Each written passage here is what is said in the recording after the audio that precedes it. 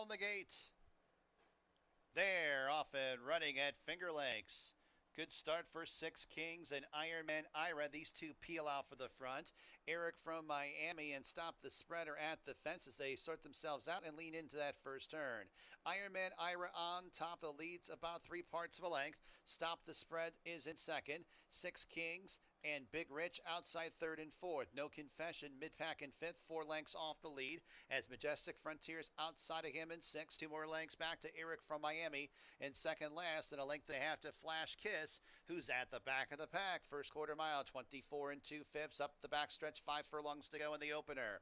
Ironman Ira has the lead. Six Kings demanding racing room in between horses. Stop the Spread is advancing up the inside as it's Big Rich who's 4 wide up the backstretch in fourth, 2 lengths off the lead. No Confessions, 4 lengths off the pace. A half length to Majestic Frontier is 2 lengths in front of Eric from Miami, and a gap of about 8 lengths to Flash Kiss, who trails the half and 48 and a fifth. They're on the far turn. Six Kings now gets that lead from Ironman Ira, the early pace setter, in second, and then it's Stop the Spread who angles off the inside in third as it's Big Rich who circles up on the outside in fourth. Then in fifth, that's No Confession as they arrive at the top of the stretch. Six Kings is homeward bound. Stop the Spread tackles outside second. Ironman Ira's one paced. It's Eric from Miami on the stand side third, but still 5 lengths off the lead. 16th to go. Six Kings shaking up on the front end. Eric from Miami with a menacing run on the outside. Eric from Miami nails Six Kings for the win. Stop the Spread was third. Flash Kiss fourth. 16 cents, the winning mutual. Exacta $67.30. Trifecta, $96.99. Dime Super, $77. And they're off. Only Ladas wins the break, but Classy West has more early speed. Cruise into wins up into second. Sugar Ride 3 wide, attaining the pace in third, a length off the lead. 2 lengths to Only Ladas in fourth, making it tight there for E Complicado. And 2 lengths to TD McGee, who's deep on the course at the tail of the field and about 6.5 lengths off the lead.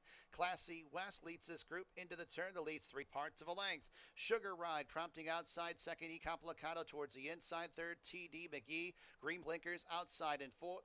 Only Ladas towards the inside in fifth, and Cruise into wins, but shuffle back to the tail of the field. A quarter of a mile left to travel. Classy West and Sugar Ride, they're clear by 5. Only Ladas up the inside in third, then it's E Complicado.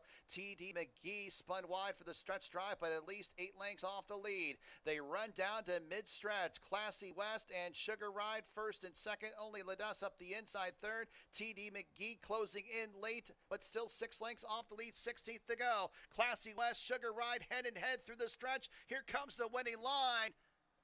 Oh, that's a head popper. Sugar Ride, second race official. Double $39.18. Exacta $43.12. They're all on the gate, and they're off. Great start. Warrior's Revenge, Almond Cider, Son of Darkness, the 3 quickest out of the gate. Almond Cider has the lead. Son of Darkness up the inside. Warrior's Revenge is in the clear, only a half length off the lead in third.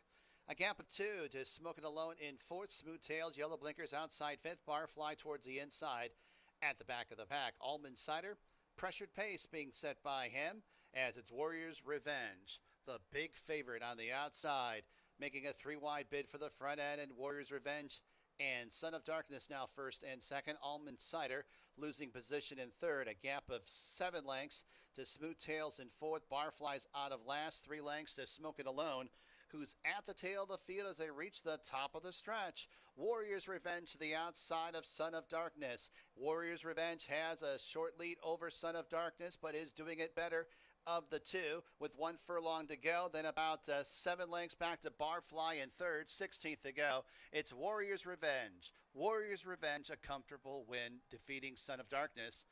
Barfly third. Smoke It Alone fourth. 8 cents. Dime Super, $15.52. Fourth race, Finger Lakes, put Christian Navarro on number 7 positively. And they're all in the gate. And they're off. Competitive start. Floral Oats, Banker, Murray, and Moontown. These three vie for the early lead. Positively 3 wide around that first turn. Banker, Murray in some tight quarters there for just a split second.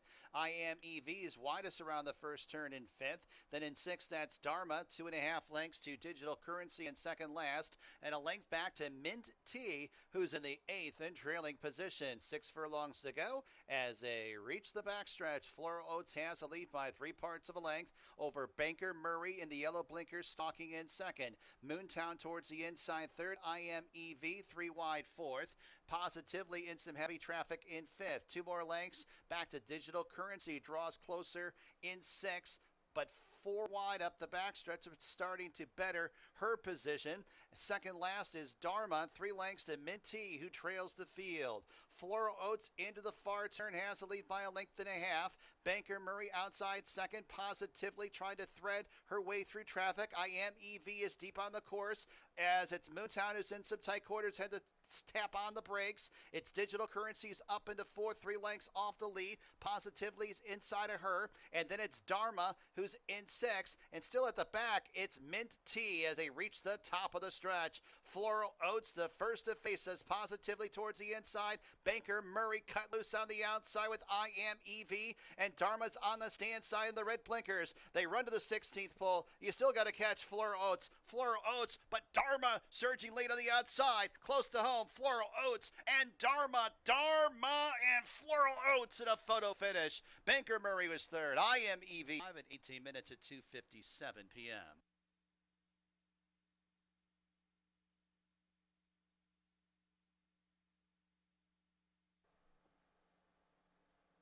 And they're off. Looks like a good start. 5 aces, Stone Guitar setting out for the lead. Khalid's Dream advancing up the fence in third, now challenging for the top spot. 42 ace and McCall outside fourth and fifth. Bastino Santino races in sixth. Then 3/4 length back to Norgate to the outside of New York Riesling, looking super towards the inside ninth.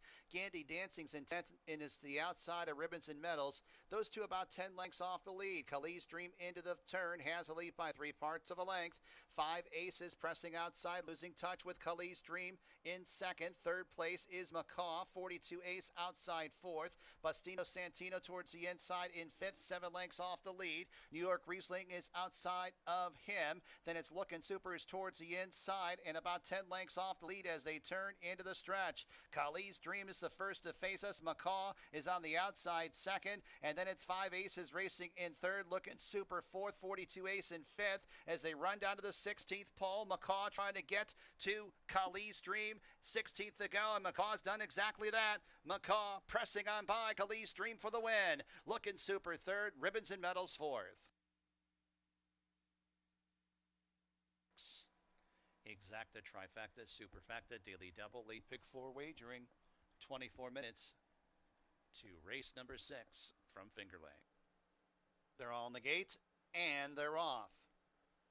Good enough start, flying in style, one of about 4 going out for the lead. Montauk Surf in between horses as it's Swift Bank, who is 3 wide. 1.5 to Burning Money, who tracks in fourth. Then 1.5 to Profitability to the outside of English Storm. 3 lengths to Connect the Brox, who's in third last. A space of 5 to the Renew the Blue is about 4 lengths in front of Jovia's First, who is outsprinted in the early going at the back of the pack. Flying in style into the turn has the lead by a half length. Montauk Surf pressing outside second. Swift Bank tracks in third. Profitability advancing up the inside in fourth.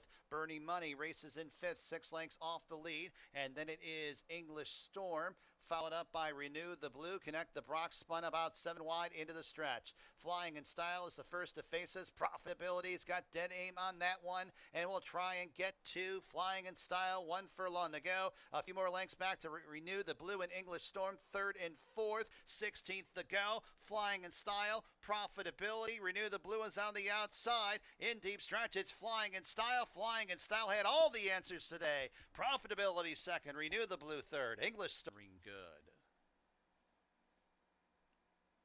Exacta, trifecta, superfecta, daily double, pick 3 wagering, post time in 21 minutes at 4:04 p.m. And they're off. It's Colton Goes, And Don Antonio, these two barrel out for the front end. It's Finalist who scoots on through towards the inside in third. Drinking Solo is in fourth. Cascade Cruiser four wide fifth. And then it's Ring Good and Goldini. And Reckless Place is at the back of the pack and about 8 lengths off the lead as they circle around the first turn. It's Finalists on top by 2 open lengths. Don Antonio rates in second, Drinking Solo towards the inside third. Colton goes in that middle cluster in fourth, 5.5, 6 lengths off the lead. Ring Good towards his inside. Cascade Cruiser on his outside.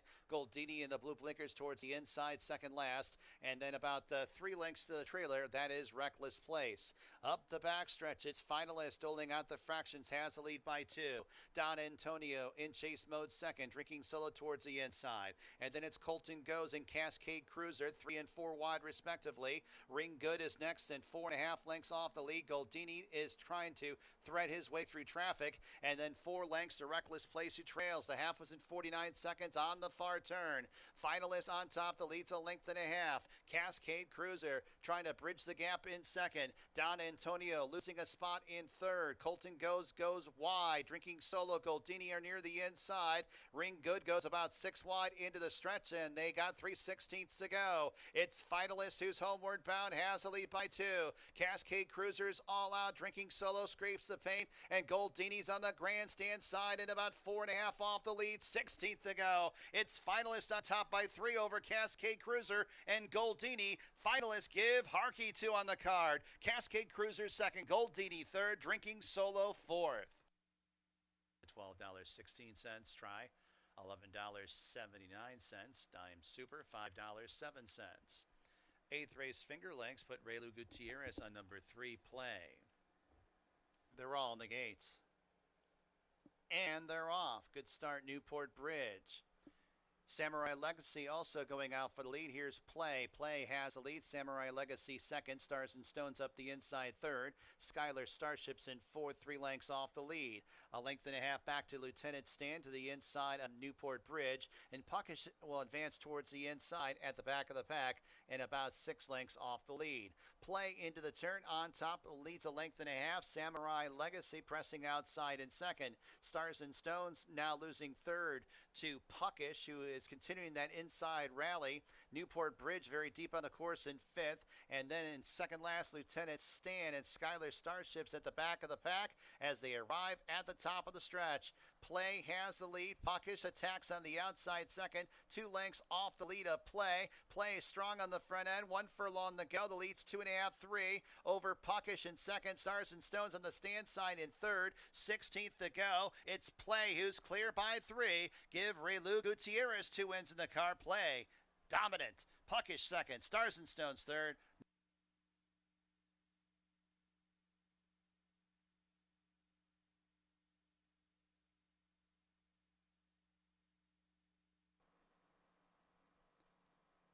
And they're off. It's a decent start. It's Fazaro and Ex Machina. Rise Advantage on the outside, all going out for the lead. Chicago Charlie's up the inside, up into a joint third. 10-run rule runs along in fifth, and in sixth, peeling out. The Crawley Cup towards the inside, 7, 6.5, 7 lengths off the lead. A length back to Last Vintage is 2 lengths in front of Feline Treasure, who's at the tail of the field. Less than a half mile to go. Fazaro has the lead, but it is ridden along to keep it. The lead is about 2 lengths. As the first quarter mile was in 22 and 4/5. Ex Machina in the pink cap racing third. Rise Advantage. Chicago Charlie in tandem third and fourth. 3 more lengths back to peeling out to the outside of 10-run rule. The Crawley Cup starts to get going from the back of the pack, but still about 12 or 13 lengths off the lead as they turn into the stretch. It's Fazaro who cuts the corner, comes off the turn, leading by 6 lengths. Rise Advantage is on the outside with Ex Machina second and third. Chicago Charlie fourth. 16th to go. Fazaro, the lead's only 3. Rise Advantage trying to get there on the outside, and Rise Advantage takes that lead late to defeat Fazaro. Then it was Chicago Charlie and Ex Machina. Dime Super, $383.93. Pick 3, $51.92.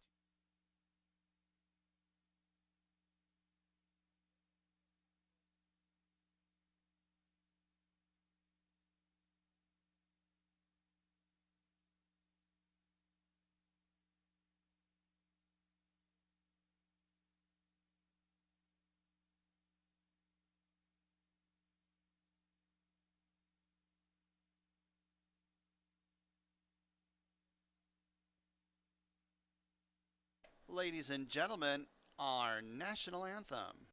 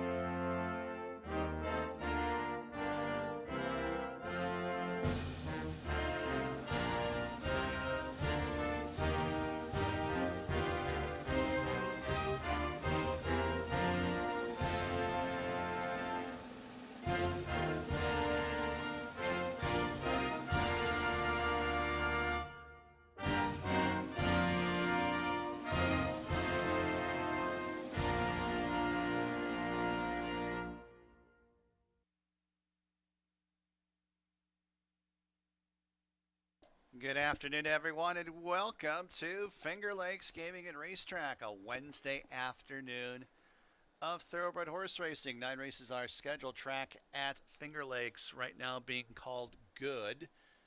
Got about 59 minutes to race number 1. My name is Bill Downs, track announcer here at Finger Lakes, and I've got the scratches and changes for today's card. In the first race, got a jockey change on number 4, Yankee Doodle, to Raylu Gutierrez. Raylu Gutierrez on number 4, Yankee Doodle. Race number 2. No changes. No changes in race 2. Race number 3. Number 2, Goody's Girl, 1 over. Number 6, Stunning Sugar, the rider, a scant 1 pound overweight. Fourth race, scratch number 6, Saratoga Banker. Number 6, Saratoga Banker, a scratch from the 4th race. Fifth race, jockey change on number 8, Valued Dreamer, Cabercoa. Cabercoa on number 8, Valued Dreamer in race number 5. Race number 6. No changes. No changes in race 6. Race number 7. Scratch number 2, Angela's Music. Angela's Music, number 2, a scratch in the 7th race. 8th race, no changes. No changes in race 8. 9th and final, jockey change on number 9, It's OC, to Joel Cruz. Joel Cruz on number 9, It's OC. That's a look at the scratches and changes here at Finger Lakes. A reminder, next Monday at Finger Lakes, a big racing day. Got the richest race of the season, the New York Breeders' Futurity, featuring some of New York State's top 2-year-olds. Got a couple other very competitive stakes races on the card. And we'll have some great food specials if you're on track at Finger Lakes on Columbus Day. Got the Sweegle hot dogs and soft drinks for $1. And domestic draft beer will be just $3 at the Tin Cup Bar. It's one of our biggest racing days of the season, Columbus Day at Finger Lakes. Make your plans now. Handicapping with Dave and Jackie will be next. Have fun and good luck.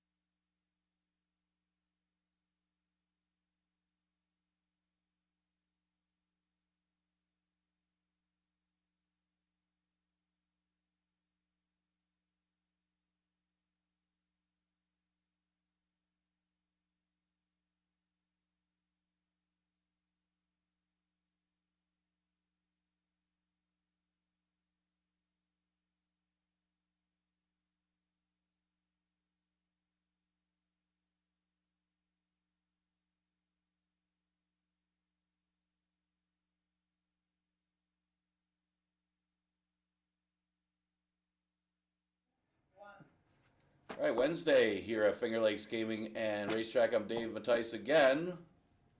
Oh. Not the Pan Man. I was like, with me, Jackie Davis. Man, Pan Man, really, you look a lot better these days now. You working out? I had some work done.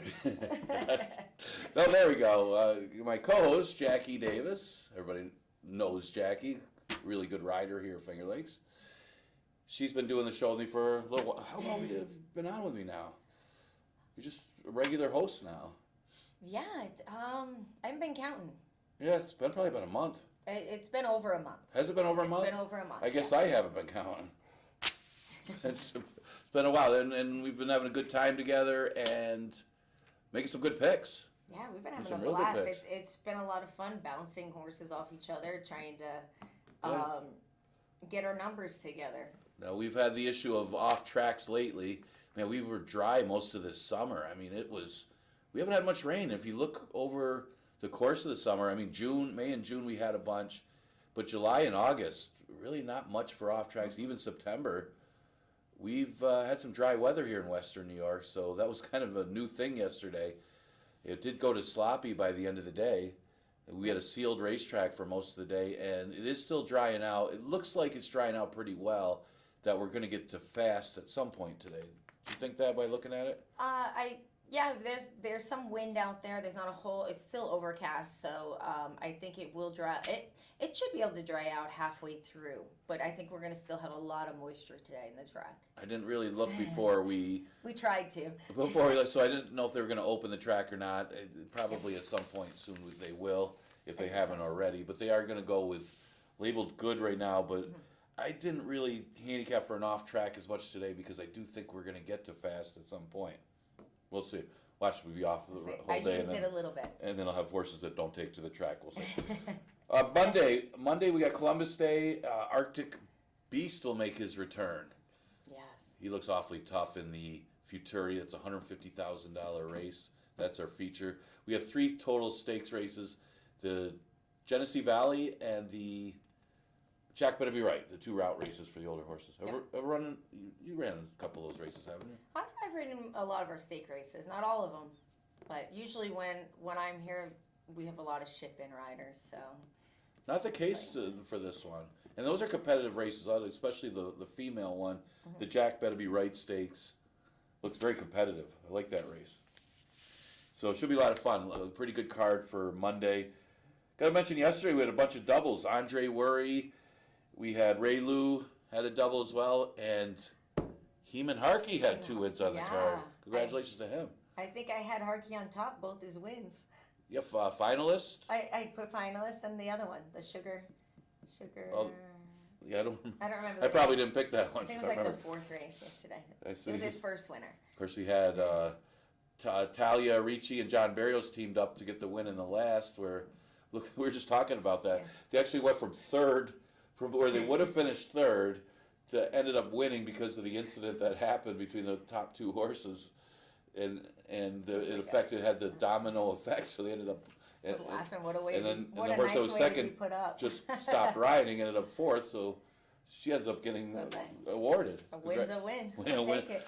When the paycheck doesn't say how you got it. Yeah, when they put the money in the horseman's account, it doesn't matter if you won by a nose or how you got it. Okay, let's look at today's card. Mention we are going to start off as good, so maybe these first couple races we'll mention a little bit of the off track.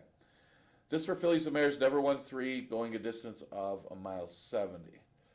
I do think Adalisi Smiles is the best horse. I'm going to put her on top, but I'm a little concerned about she's coming off a little bit of a break since July. That would be my only concern because she does look like the best horse. And it also matters if Lipon Law decides to be a little more aggressive than the last time they faced. It almost looked like Lipon Law was kind of conceding the fact that Adalisi Smile was going to win and ran for in the money. She might be more aggressive today if she thinks that Adalisi Smile is a little bit more vulnerable. What did you think? I agree. I think that's going to be a hard decision to make because obviously Lipton Long's got the speed, but if he's looking at that last race, if this horse repeats that last race, he might not even be top 2 if he's chasing him. Or maybe he gets the best of him. Well, I mean, that's what they did last time. What did she end up, 3rd? because Yes. she rated a trip in third, and didn't even try as far Second. as. Like we said, sometimes you're riding for a check. Right. Well, I'm going back to the July sorry, July race where excuse they me. ran against each other, because he was in that race right the there. last time Lucy Smile ran. So what she did was, instead of, and believe me, Lippin Law, I don't know if it's Lipe on Lippin, she's a good gate horse. That horse always breaks out there, and they could do whatever. So there is going to be a decision. Like, what if the horse is coming off a layoff? If she's sharper and outbreaks that horse, does she Then go? you go. Then you go. You go. And You have no choice. And and you mentioned the second comes out of the race with Equinox, who ran off the screen. That horse was impressive. Yeah. And she rated that race too, and probably a smart move, is that horse got out there, because she's as fast as Equinox, if not faster early, but it's almost like Cole was very smart that race to say, you know what, if I duel with this horse, I'm going to get nothing. Yeah. So it ended up being, and that's the key to the race, I thought, here in the first. If somebody's going to beat Adelise Smile, I think Lip and Law may be the key, as far as at least keeping her honest early, because how else are they going to beat her if she runs the same race? I agree. I don't see any other horse being able to keep up with her during the race. What's great is they both have a nice outside post. It's only a 6-horse field. Right. There's not a whole, you don't have to think a whole lot going to that first turn. You just say, where's the guy to my right, where's the guy to my left, and then go accordingly. I did see this Miss Maisel. Yes. Originally it caught my eye because I'm watching a show on Prime called The Fabulous Miss Maisel. And it's a great show. But then when I kept looking at it a little deeper, I see that they have, I really liked the 3/4 breeze before the last race. Right. And then I'm going to assume there's going to be still moisture in the first race in the track. I would assume so, right. And her form at this distance and during a wet dirt racetrack when she runs, she's 100% in the money at this distance, and she's 95% in the money, or 70. Yes. In the wet dirt track, she's 2 seconds, 2 fourths over 4 starts. She's 100% in the money. I'm sorry. In the money. I'm sorry, 100% in the money. So I just feel like I couldn't leave her out. I can see it, and you know what? She had a bad start last time, a little bit slow at the start anyway, and she could be the hang-around horse, kind of. You hang around on the rail. If Lipe on Law opts to not duel with Adelise Smile, that's what you're going to get. You're going to get exactly how you see it, and I can see that happening. The only other horse that I saw maybe could make a run in here would be Yankee Doodle, because you don't know how good this horse really is. Mm-hmm. She's had limited starts. She's undefeated over the track, but of course her numbers aren't close to the 5 and the 6 in here, as far as the numbers. But she can improve off of those races, and she's beating her competition. So you can't fault a horse because she's not running as fast as the other ones if she's winning those races. And she's a good horse. She's a very well-bred horse by American Freedom. I don't know how she's going to handle the off-track. You really can't gauge by her debut. Jackie's brother was on the horse, and he's pretty good on off-tracks. I always picture him with I always picture him with the mud on the face and still in the winner's circle. He also doesn't wear any gloves in the dead of winter. He doesn't? No. My God. It's strange. What's wrong with you, bro? I have to have my hands warm if I see Dylan with a pair of gloves on, I double up. He's got the blood flowing. I really liked this first race, though. I did. I liked it. I thought it's going to be a very interesting outcome. You know, Adelise Smile was in a graded stakes before. I mean, yeah, she's the back class. Like I said, the only concern you would have is the layoff. I mean, this is a horse by Uncle Mo. The breeding's there. But it really, I'll be honest. I'll tell you, it really wasn't that. It's not that big of a layoff. No. August, September, like 2 months. But if you're looking for a little chink in the iron, or how do you say that? What's the the armor, the chink in the armor. I never knew what that meant, but I know it's used. Armor? I know I'm saying it. Chain and armor. I don't know. I'm saying it incorrect. I'm not good when it comes to the cliches. I'm gonna use Google later. It's like probably an old school thing, because didn't they joust and then they had the. You're looking for vulnerability if they got. Actually, I gotta. If we get an expert line like the $1 million show, I got a friend we could call that would probably know that. Yeah, we used to do so I lived near the Catskill Game Farm when I was a kid. I don't know if you know anything about that side of the state. No, but I had a lot of friends that really liked the Renaissance fairs and all that. Yeah, it was the same thing. They all dressed up, and I didn't get lucky enough to go. Yeah, the Renaissance fair, they do the jousts and everything. I've never. That's like it's like in a small town. The only thing I've done was medieval times when you would go to the dinner. And you get the big turkey leg. We're way off. That's a great time. It is. We're way off. We should do something like that here. Oh, that would be fun. Second race, an 11-9 claimer going a distance of, believe me, and this is only a 6-horse field. I looked at this race the longest, and I still probably don't have the winner. I had a really tough time with this race. You got 2 for Barrow, 2 for Engelhart, and I see Andre Worry goes to Lady Jasmine, who's been more of a router and turf horse, but did win here going a mile. Tail the Tail looks like the inside speed, but Flores, who's coming off a vacation, goes to Eastern Star. Numeric looks awfully tough. You like how the horse runs with the apprentice rider. I do. I put her on top. Numbers-wise, she looks awfully tough, and I don't know what to expect from Kay Jeanette, because her last race wasn't that good in the slop.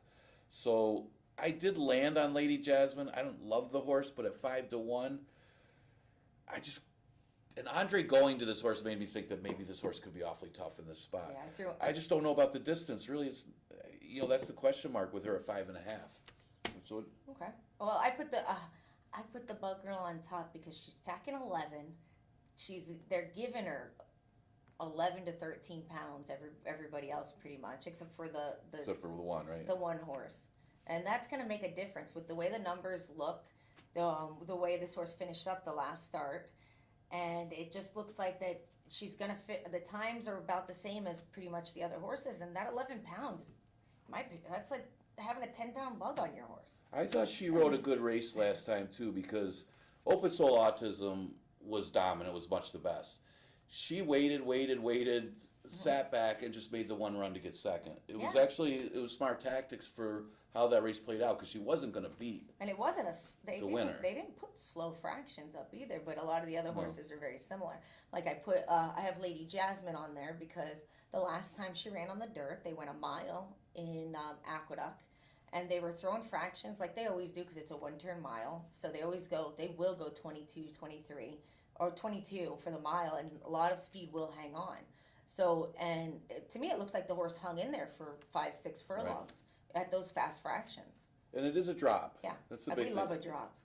It is, and most of these have been running in the condition. If you notice, they've all run at the 11-9. This is really the only drop down in the race, and they're all finishing. They're all finishing pretty even. I mean, they're horses that are finishing 3rd or 4th in the condition. Now you put them all against each other, you figure out who's going to win. But maybe that's just simply the drop down, and these horses continue to run against each other at the 11-9s. It's maybe how I saw it. And the other one, Tail of the Tail, I thought might be the inside speed of the race. And it all depends. There is some speed in here. Kay Jeanette could be aggressive. That one might keep her honest. But I think Tail of the Tail might have a little bit of a tactical edge, shortening up to 5.5. The only thing I didn't like is, maybe Flores opted to go to the other Barrow horse. I don't know if he had his choice or not with Gomez being back and all. That's hard to say because this track, that's actually a good question because this track, the barns do have their set riders that they like to use. Right.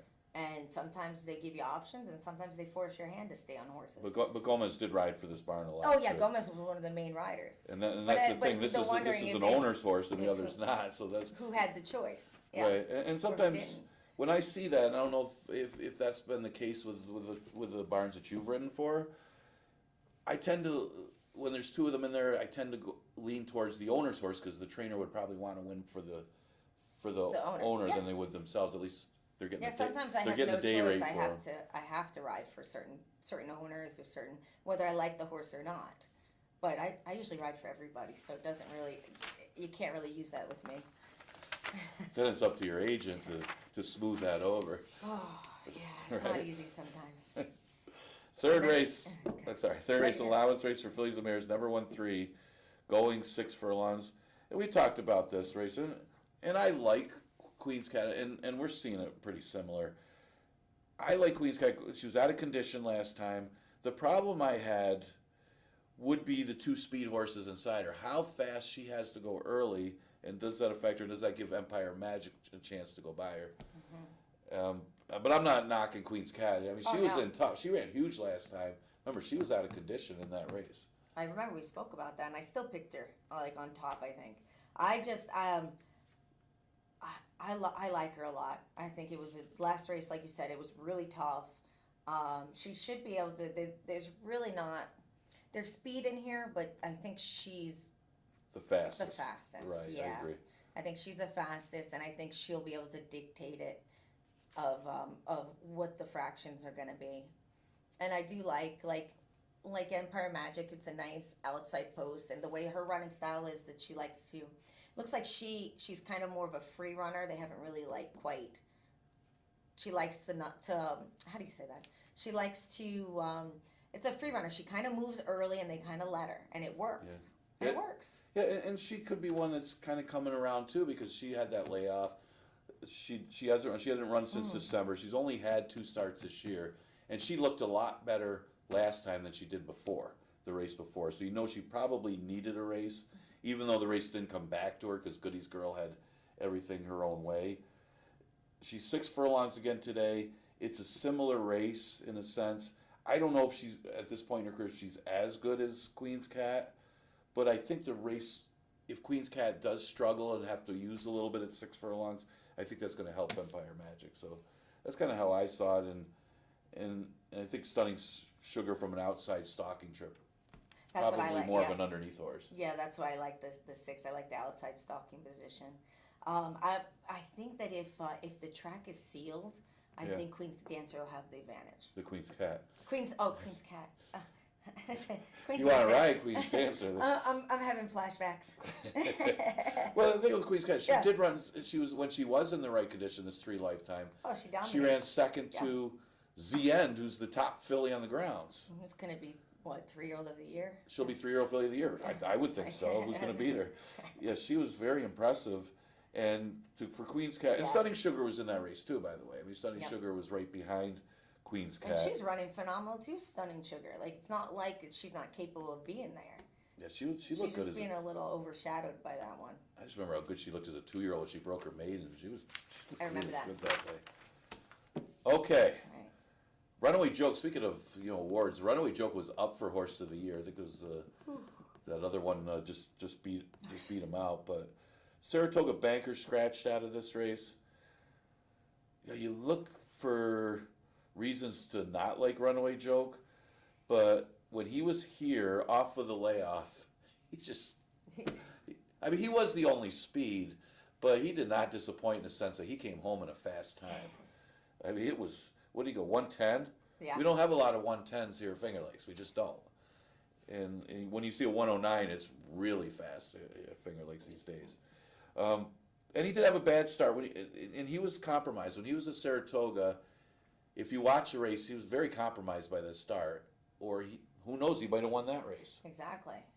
It's hard to say. And he passed up a race here to run at Saratoga that week. Because I think what was the day of that? That was in August. I think it was our Labor Day feature. He passed up that race to run in that race. So he ran well. Considering maybe he would have won the race if he had a better start. So these are horses he should be. It all depends on if he breaks sharp, gets to the lead. I don't think they're going to be able to beat him. I don't think he'll have to do much to break sharp. No, and Coin Jar is inside him, and Coin Jar is fast, and busting away if he's aggressive, he can be fast too. Coin Jar has also shown that he can come off at the last race. He can wait a little bit before he goes, so I think that would be their best bet. But it might, as you always say, it might depend on the break when you're on the rail, right? Yeah, if Runaway Joke breaks bad, but you look at the fractions when they broke bad, they went 44. He could probably do a belly flop and still be on top. Right. Yeah, so, he could do 45. I've had a lot of horses like that. A knock on wood, I'm not saying anything, but Well, let's hope he doesn't do a belly flop. I've done a belly flop and still got nothing. But I like the way Coin Jar run the last 2 starts. I think that might be maybe if he can sit a pocket trip and maybe not get dirt because you have Runaway Joke might be sitting off the rail a little bit and maybe he'll be able to have a little clean trip that way. Yeah, 'cause, I mean, Busting Away when he wants to is very fast. If you look at the fractions of Busting Away when he's aggressive, he's fast, and he's just as fast as Runaway Joke if he opts to do that. And that could be another key to the race, too. Yeah. Does that soften up the big favorite in here? That I thought the best shot to beat him might be the Murph with Hey Hey Harry, who pulled off another upset in yesterday's first race, by the way. Yeah.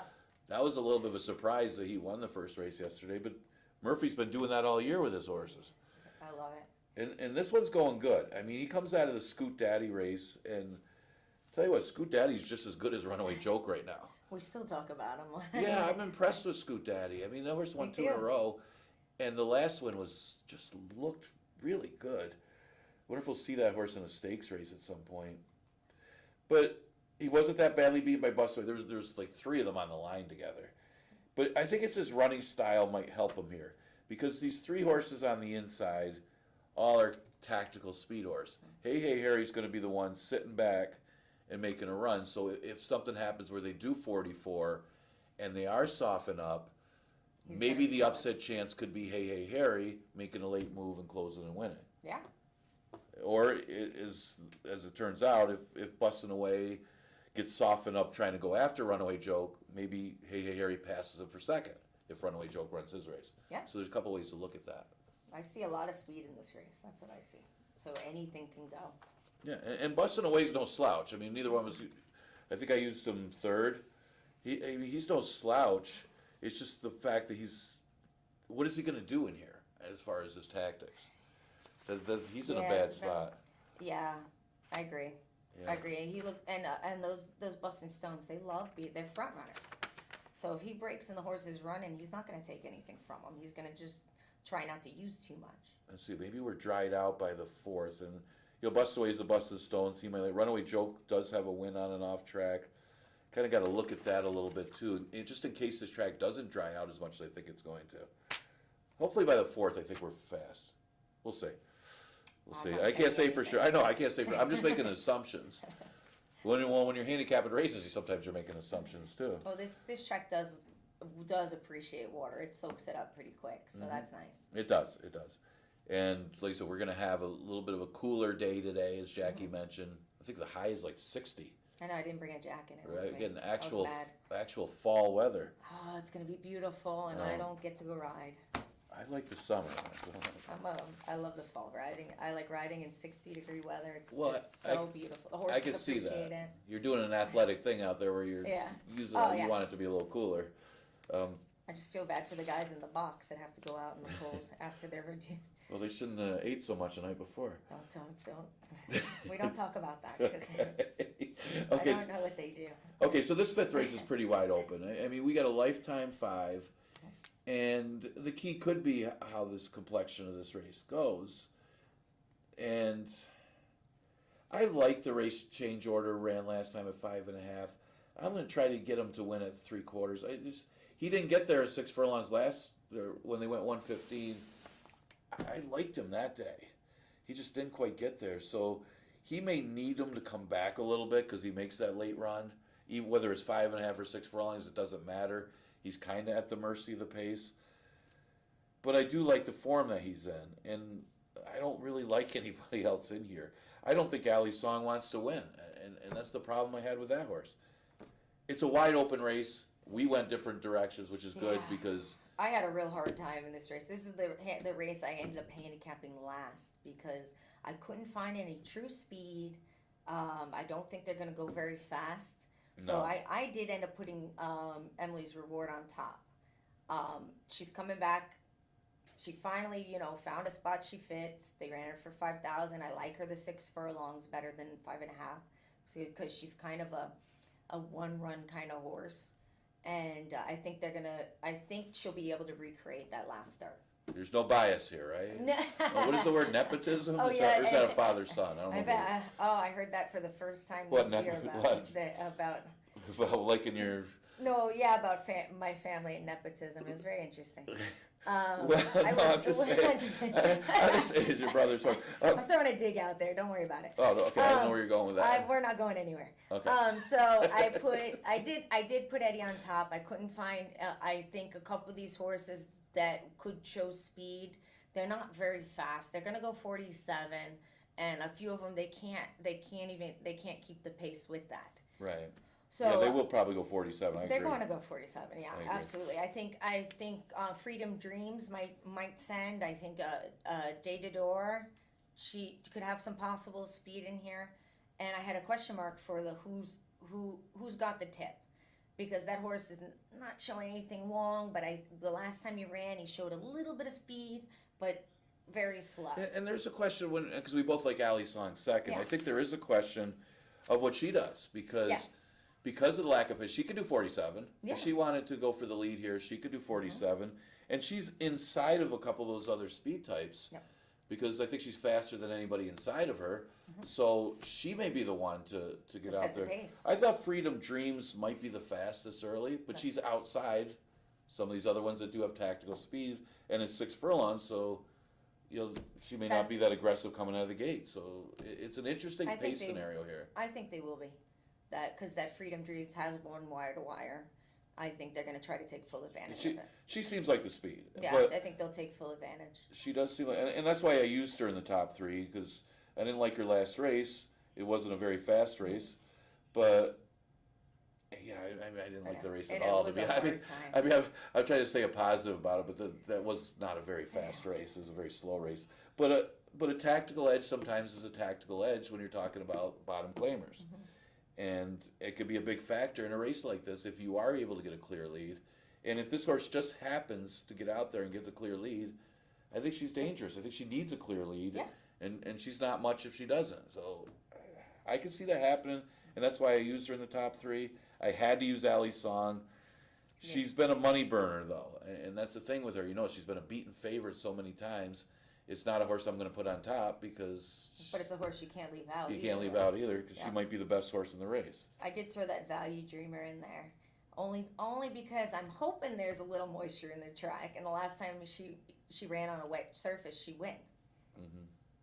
Yeah, and Sophia, by the way, is off her mounts today, and we wish her a speedy recovery. I don't have a lot of information on that, so we won't say anything about... we only have racetrack information, but she was in an accident yesterday morning, and... we just wish her a speedy recovery. Yeah, she's a great person, and we hope she gets back quick, because we'll definitely miss her here.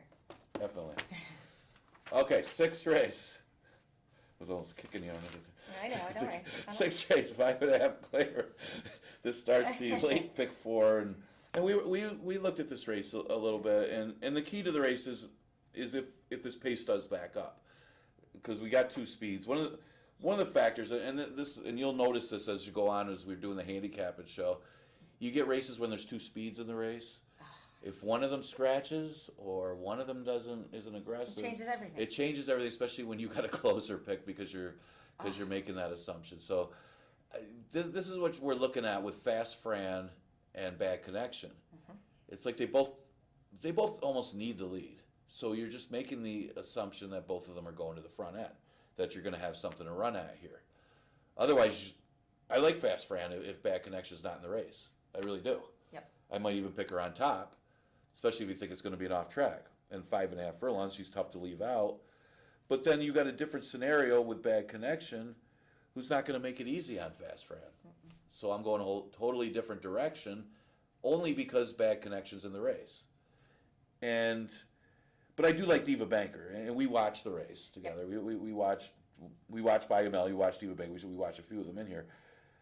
And I thought she ran a big race because she got off slow, she didn't have a great trip from there, and she still came rolling late, and it just didn't work out for her. And that's 5.5, same distance. I don't have a problem with the short distance of 5.5 because some of these closers, it doesn't matter if it's 5.5 or 6. They just have one run, and you know that because you've ridden horses like that. I've ridden them. I had one that would close 15, 20 out of it going 5.5, and I'd win when I was riding in Suffolk. And it would not run long. He'd hit the board long, but wouldn't win. And she got beat by Marivaglosa, who we don't know how good that horse is. I mean, I just don't know how good that horse is. The horse keeps winning. Right. By the way, Marivaglosa is going to be running in an allowance race next time, as she tries to keep that win streak I'm going. not going to miss it this time. But that says a lot. Well, we don't know. But it also says a lot for Diva Banker because that's a 5,000 claimer that she's running second to. The horse that's going to be entered in an allowance race. It's won like what 4 in a row. And she won the 11 last time she jumped up. So right. It's just saying how good is she doing. Right. So it makes Diva Banker's race look better. I like Ouch That Hurt, and the thing is, I envision Ouch That Hurt's trip last time where she sits third behind the 2 speeds, and just kind of goes by and like gets first run on everybody else. Well, it looked like that was going to happen, but she still didn't win. So I can't use her on top today with the same kind of scenario, but it's because it does look like she should get the best trip in here again. And she's another one you can't even I wouldn't even dare leave her out. But she also had a little bit of a slow start, and she found herself a little further back than I thought she would be because she was a little slow at the start. Maybe with a sharper start, she is in that pocket trip behind Fast Fran and Bad Connection. Yeah, I can see that. Yeah. Yeah, and definitely. See, I'll let you make the points on Bayou Melody because I know you got that one on top. And I win a too. couple races on her as well. And I just love her because she's so versatile and she's got a great outside post. And she could let the speed go and she can sit right behind them. If they're going too fast, if they're going too slow, she can move up in the mix and be able to move at the right time. Mm-hmm. And Kevin gets along with her great. Yeah. The thing is, I got Lincolnville Beach in there too coming out. I mean, she's dropping off of a win. Mm-hmm. Thing is, it's a little dressed up, as we like to say, because one of the things is that race was absolutely loaded with pace. Yes. There were only 2 true closers in the race, and she got the better trip of the 2 closers. And she took advantage of the situation. Now, there are 2 speeds in here, but it's not the same type of thing. You know, when you get a lot of speed, everybody's chasing, everybody's out there. When you got 2 speeds, the rest of them are still sitting off of the speed, so you're not the only one getting the best trip. And the time wasn't anything special, but again, she's dropping off of a win, so she could be any kind here. Going to 5,000. I don't think it's a big drop because I don't think you said the times weren't great, but the first quarter was 21. Well, that's what I mean. She's taking advantage of that, though. Yeah, if you go 21 here, it's hard to hang on. Which is great. But that's I'm saying that's a good thing. But no, that is for her. I mean, it's a bad thing today. They're not going 21 today. There's no way. No. Well, they could. You never know. Fast Fran's capable. I don't think she wants to go 21. I wouldn't do it. I don't think ideally that she would want to go 21 and 4. I don't think anybody wants. Okay, we scratched the 2. Angela's Music out of race number 7. Did all that homework looking that one up, and she scratches. Goes 5.5 furlongs. Yeah, so I'm looking at it like this. I'm thinking Light the Mirror's got some speed. So that's going to affect Miss Impulsive. Those look like the 2 speeds. And then you got Juliana's Dream on the outside. So another race. And I'm not saying the trainers and the riders look at the form and they say, hey, let's just send here. It doesn't always work out that way because they're thinking they want to win the race. But it does affect. I mean, you got horses that are looking like they all want to go to the front end. I thought Sill's Pleasure coming from New York, although she's been off since July, might be able to sit and pounce if that scenario happens. Not saying it definitely is going to happen, especially with maidens. That's the time you want to kind of learn to rate and change your running style, right? Well, yeah, you want to, in the first 4 or 5 races, that's where you start teaching them how to really take dirt and be confident in spots. And some take longer to get it, and some take, I've ridden horses first time out, they act like they've run their whole life. They've been running, which is wild. By the way, there's a horse I mentioned that you rode and you were teaching the horse, and the horse took so long. I got a comment about. Oh no! What is it? I made something, and I didn't mean it sarcastic. I was just trying to be funny. Wow, that one really took a long time to learn. Sometimes they do. Yeah, sometimes they do. They take a while. And but you're right, and you see them when they're maidens. And as a handicapper, you don't know that, by the way, if they decide to do something different that day. And you don't blame them because you don't want a true speed horse all the time because it doesn't always work for you if there's other speed in the race. It's great, but I like them to be a little more versatile. Like when we're learning and getting the gate card with these young horses, a lot of times if I'm in a group with 2 or 3, sometimes 4, and my horse breaks a little slow and doesn't want to keep up, I'm going to put myself in the dirt. Right. Because so that at least they can get an idea of it before the race.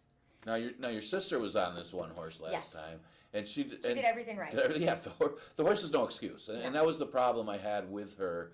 Was it does look like it's an easier field today overall than the horse that beat her. The Happy Smile is a pretty good one for Charlie Baker, and was able to get into the race a little bit and just out sprinted her the wire. I remember that. Yeah, and she had the lead in the stretch. So and the horse did 47. I remember She that. really had no. When you look at it like that, she had no excuse.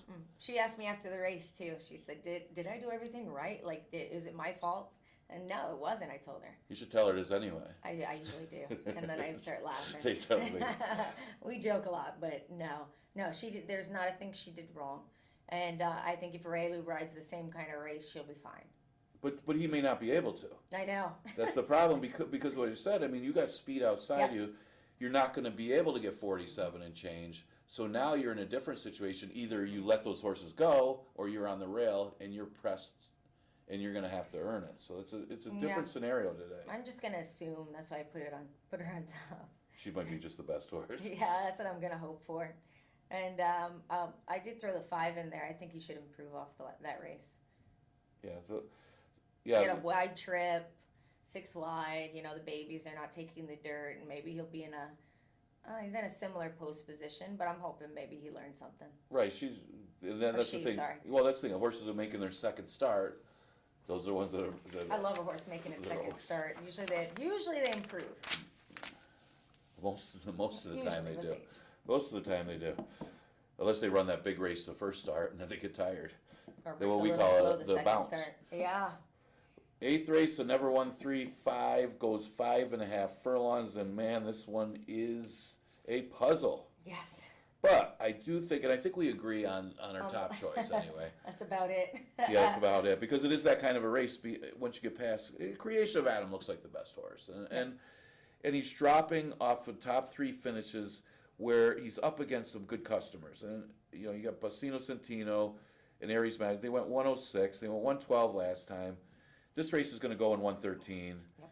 So logically, you would think Creation of Adam, who actually ran his best race his first start of the year. It's interesting that they haven't tried this horse long yet this year. And that's kind of surprising and it's a little concerning in a sense, but he is running pretty good against the claimers going short. Yep. But it's a horse that's been primarily a router most of his career. But the one thing you look at, all 3 of his races this year are probably good enough to beat this field if he gets to the right kind of trip here, which he should. I could see him getting a trip sitting just behind the speed. He may even be aggressive in a race that doesn't have any real good speed, that he might be able to hold the inside. I have him down as a speed. I know. You think he will hold the inside? I think so. Man. Yeah. Who do you like behind him is the hard part, right? Yeah, this was a hard race because it is all about the trip. Because you get 10 horses in there, and there's a lot of one-run closers in here, stalkers, and like you have to really like almost guess. And I went for a wild card for my second choice. I said with no name. With no name. With no name. He's 21. He's been getting checks consistently, and they're making a rider change. I think she could hit the board.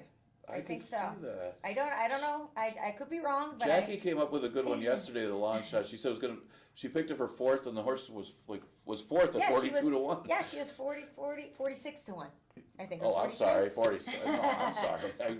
I stand It was corrected. a nice long shot. I gotta be careful now. I got a co-host. I'm gonna be. Well, no, I'm gonna be fact checked. Sometimes I go through the races and I get aggravated and I just shut the races off because as a rider I'm watching and I'm like, oh, dang it, why didn't I pick that one?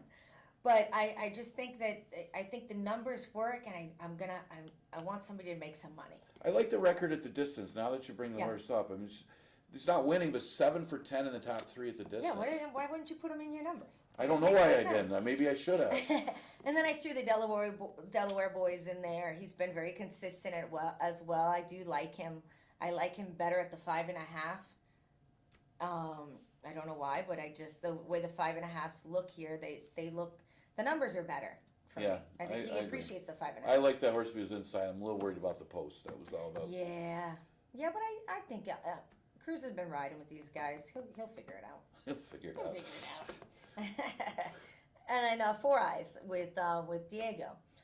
He's got speed. He's going to be up there, but he seems like he's very he's got a nice even running style. When he's forward, he should be up there. I can see that one too. It was that kind of race. I think we And you both make- like Creation of Adam, and we could make a case for a lot of them for the number. There's a bunch of. I was looking at. I was like, why am I not putting this one in? But I wrote my numbers and I committed. Yeah, you can't use them all. As they say, what are you gonna go 2 all for your super, or you try 2 all? I don't know, but yeah, I used Violence, and I didn't know what to do with Violent Swing. That was another one, and again, I was telling you that I'm not a stats guy because I don't think. Because sometimes I think stats and angles you're guessing a little bit because you're just going by trends and you're not really looking at the horses themselves. But in this case, I thought the stat was a pretty good one on Violent Swing with M. Anthony Ferraro. He's 39%, it's right in your racing form, 39% second over. That's pretty good. And the thing is, Violent Swing might have needed the last race, and again, he got in a little trouble too. Yes, that's He wasn't going to win. He did get squeezed a little bit in the stretch. He wasn't going to win the race or anything, but No. so I think he might have needed the race. So he's the real wild card in the tricky read in here. He could be one that's going to win or finish down the track. That's the one we watched that he got knocked pretty hard leaving there. Yeah, He got knocked by Yeah. the horse outside him, leaving the gate, and then in the stretch he wasn't going to win anyway, but he did get bothered. You kind of just throw that race out because everywhere he went, there was something going on, and it was just you're trying to flip the situation, and everybody else in front of you is doing exactly what you want, what you don't want. And he's faced a lot better. He's Yeah. dropping a 5. Faced a lot better. The 8th, Union Navy. I think the last race doesn't really tell the story with Union Navy. That was his first time running for 5. The speed there was no speed in the race. So Smile Takes Charge was basically lone speed. Union Navy made a move, and he kind of lost interest because the speed didn't come back, and he got beat for second more than anything because Four Eyes was the other speed in a sense because they kind of ran 1-2 around the track. Union Navy was the only one trying to close in a paceless race. Four Eyes just kind of followed the leader. So if he could get a different scenario where the pace backs up to him a little bit, he makes the one run, and he can at least hit the board. I could see him winning too. I can see that. Yeah, it's a very possibility. And I use Johnson Charge as my long shot to throw in there. I think the drop in class is going to help this horse. He made a nice middle move, but just kind of flattened out, was a little overmatched against the 11s. Just never seen this level. And sometimes it means a lot. Oh yeah, that's true. Yeah, so I could see that one improving or else just say responding with a I'm not- drop. I'm gonna leave my notes on that one out. Okay. Last race, we did get a late rider change here, right? We got Joel Cruz on the 9. It's OC. I did use that one just because of the breeding, although sometimes that's a negative when you're a well-bred horse running for 5. Always say that. We're in different directions here, but it's the kind of race where you want to use a bunch of them. Yeah, this is another race. It's the last race. It's one of those. There's not a whole lot of speed in here either. No, there isn't. It's not. We have horses that like going to the front, but they're not setting any real fractions for you to look twice at. Yeah, Posse Rocks is probably the That's what I speed, have. but I don't like the fact that she's stopping. I mean, that's. But I didn't like that last race, and it was very slow. Maybe it was a real deep track. Not according to, maybe according to the form, but not according to me. Even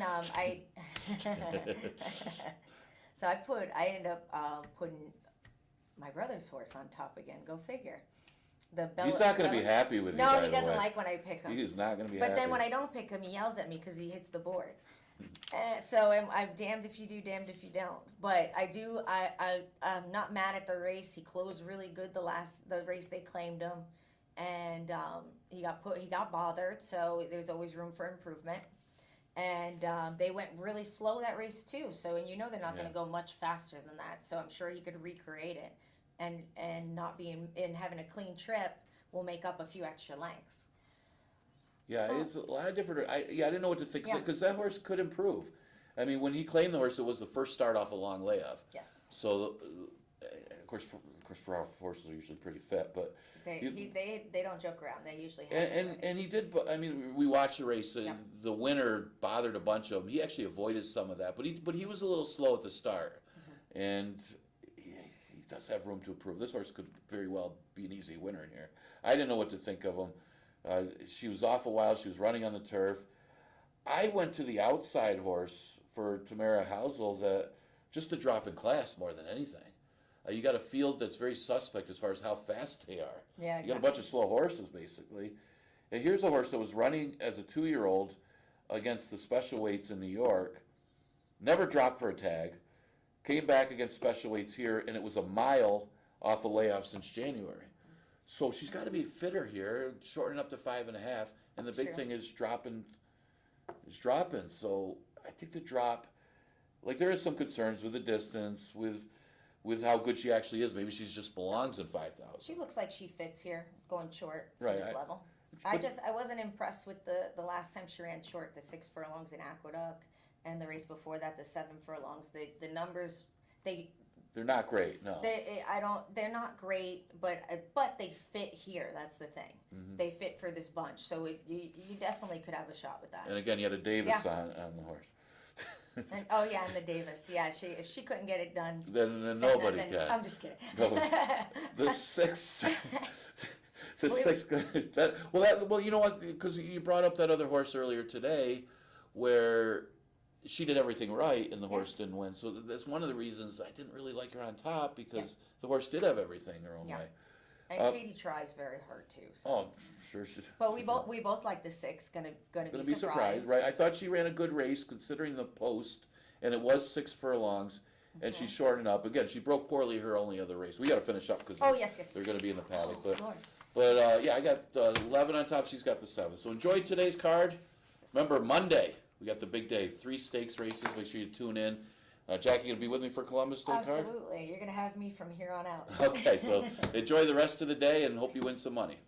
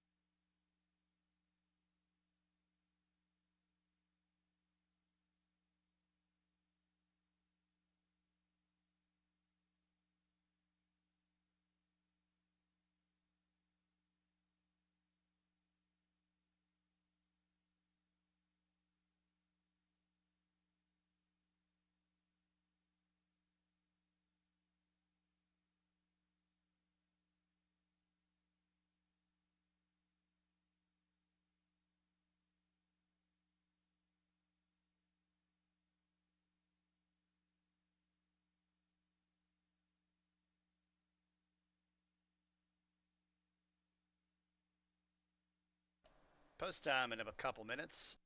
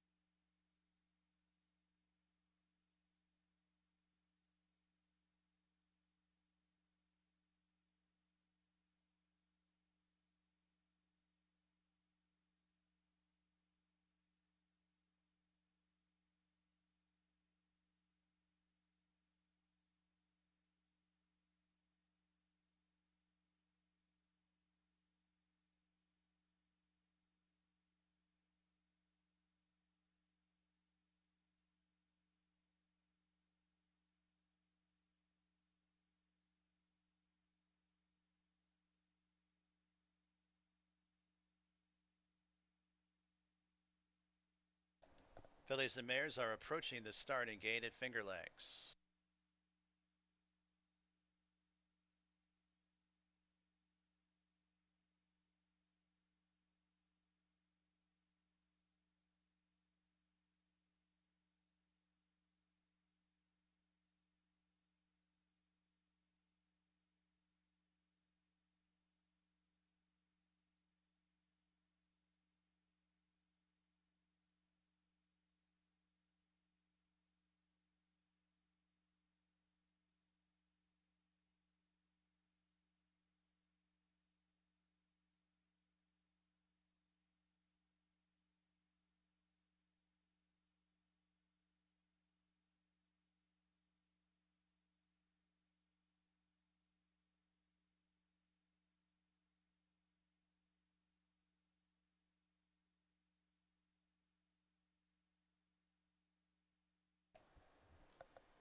And the fillies and mares have arrived at the starting gate for the first race from Finger Lakes. Field of 6 fillies and mares going 1 mile and 70 yards. Track being called good for the opener, drying out surface. Probably a very good chance that the track upgraded to fast before the end of the afternoon, but good for the opener. Outside, mare number 6, Adelisa's Smile, 7-5, 5-2 on number 4, Yankee Doodle. Adelisa's Smile to the outside. They're all in the gate. They're off and running at Finger Lakes. It's Lipman Law who's hustled for the lead. Adelisa's Smile denied the front end early on. Oh, Mrs. Maysell's up the inside into second. And then in fourth, She Takes Cash, who saves all the ground. Yankee Doodle 3 wide around that first turn. And Crystal Air is at the back of the pack and about 5 lengths off the lead. It's Lipman Law who wanted that lead and has it by a length. Adelisa's Smile rates on the outside in second. Oh, Mrs. Maysell, very headstrong. The rider had to pull on the reins momentarily. Now losing third to Yankee Doodle. Then 2 more lengths back to the trailers. Crystal Airs to the outside of She Takes Cash at the back. Those two about 6.5 lengths off the lead. Almost 2 by 2 by 2 as they travel up the backstretch. Lipman Law, Adelisa's Smile on even terms. Joined by Oh, Mrs. Maysell, can wait no longer, makes a 3 wide bid for the front end. Fourth place belongs to Yankee Doodle, then a gap of about 3 lengths to She Takes Cash, who's 2 lengths in front of Crystal Air, who trails the field. 3 furlongs to go. Adelisa's Smile wins the battle with Lipman Law. Oh, Mrs. Maysell's on the outside in second and now being urged. Yankee Doodle outside in third, 6 lengths off the lead as Adelisa's Smile spurts clear at the top of the home stretch. Adelisa's Smile comes off the turn, leading by 7 lengths. Yankee Doodle's on the outside up in the second. Oh, Mrs. Maysell in third. Everyone else going for minor awards. 1 furlong to go. Adelisa's Smile leads by 6 lengths over Yankee Doodle, who's a clear-cut second, but will be second best to Adelisa's Smile. Third place, Oh, Mrs. Maysell, Lipman Law fourth.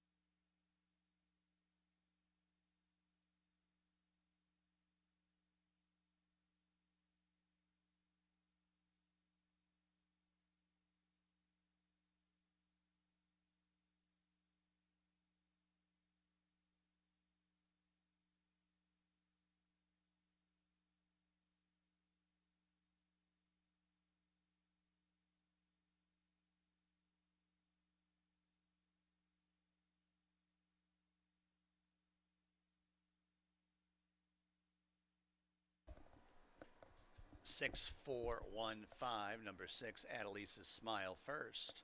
Miles 70 yards, 144.26.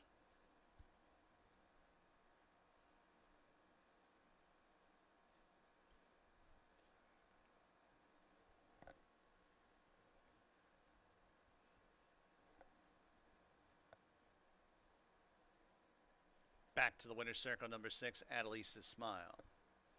Kentucky bred, 5-year-old bay mare by Uncle Mo out of Academic.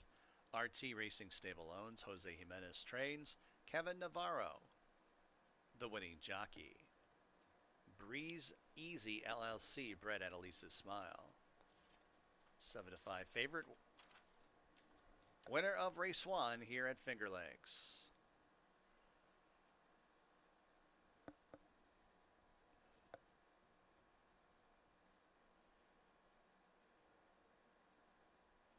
$4.86, the winning mutual. Exacta $11.38. Trifecta $16.76.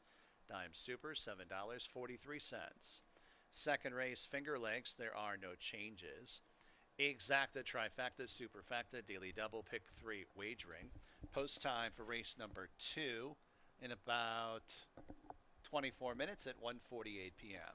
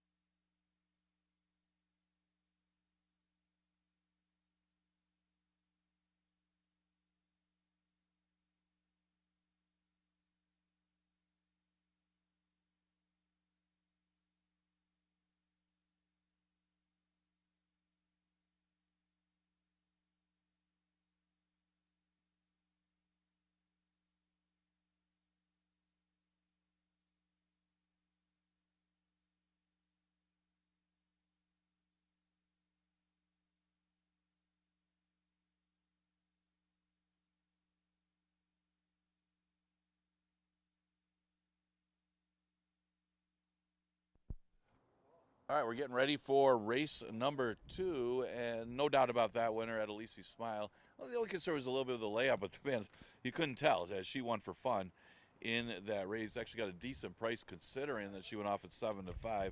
Kevin Navarro aboard for Jose Jimenez. It was a different situation than the last time she was here, as Lip and Law opted to be a little more aggressive. It didn't matter. I guess it didn't matter what Lip and Law did as far as what Adelisa Smile just kind of compromised Lip and Law's chances as she was put away by the better rival. 11-9 Claimers the second, goes a distance of 5.5 furlongs. Real interesting race as you have 6 betting interests. You got 2 of them for the Barrow, you got 2 of them for Chris Engelhart. I did go with one of the Chris Engelhart horses on top, and she's a tricky read in a sense that this distance is a question mark, and she's been primarily running routes on turf.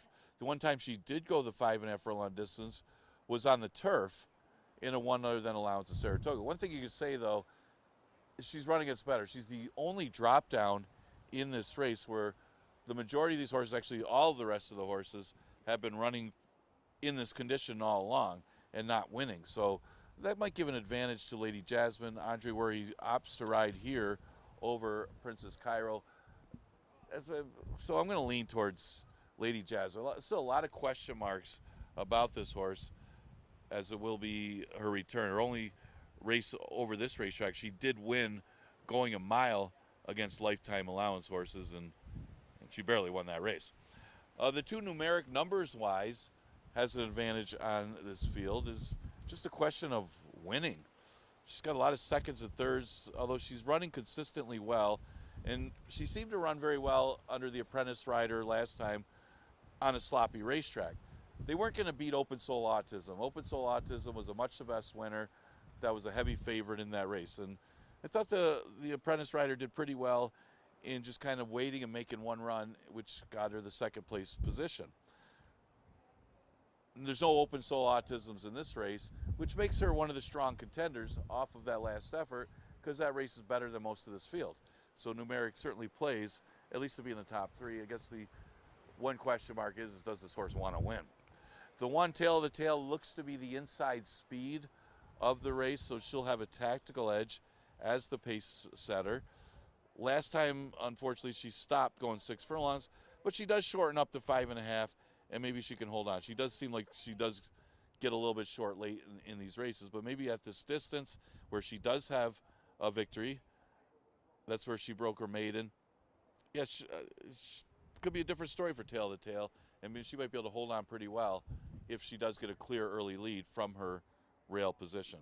So that's a few of the contenders for race number 2. Exacta Tri Super Daily Double and Pick 3 starts with this race.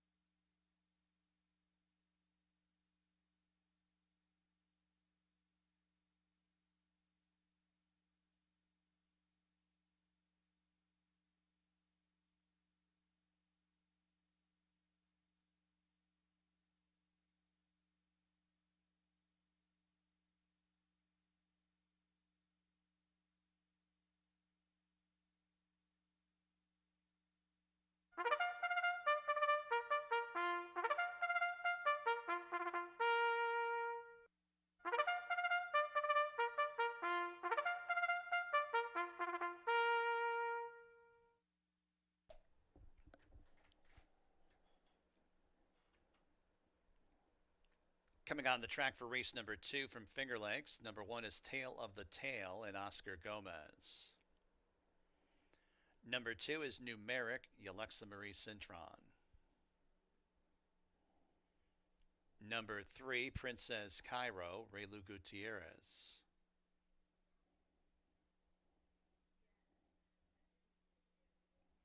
Number 4, Eastern Star, Jeremias Flores. Number 5, Lady Jasmine with Andre Worry. And number 6 is Cajunette, Cabercoa, in the irons. Post time in approximately 4 minutes.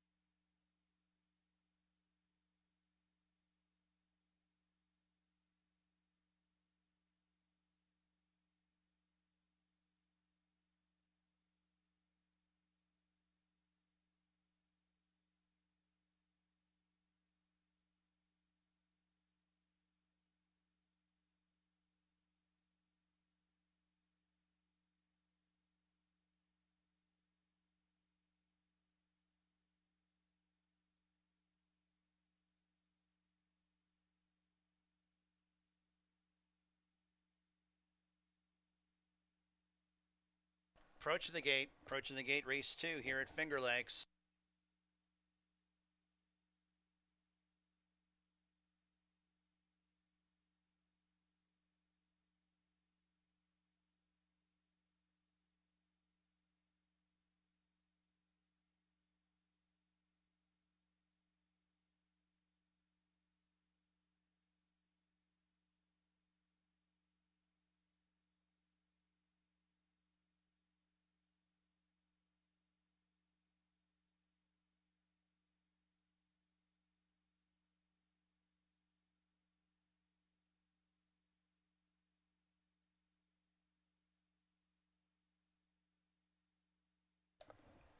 And the fillies and mares have arrived at the gate for race number 2 from Finger Lakes. Got a field of 6 to go 5.5 furlongs. 8 to 5, number 5, Lady Jasmine.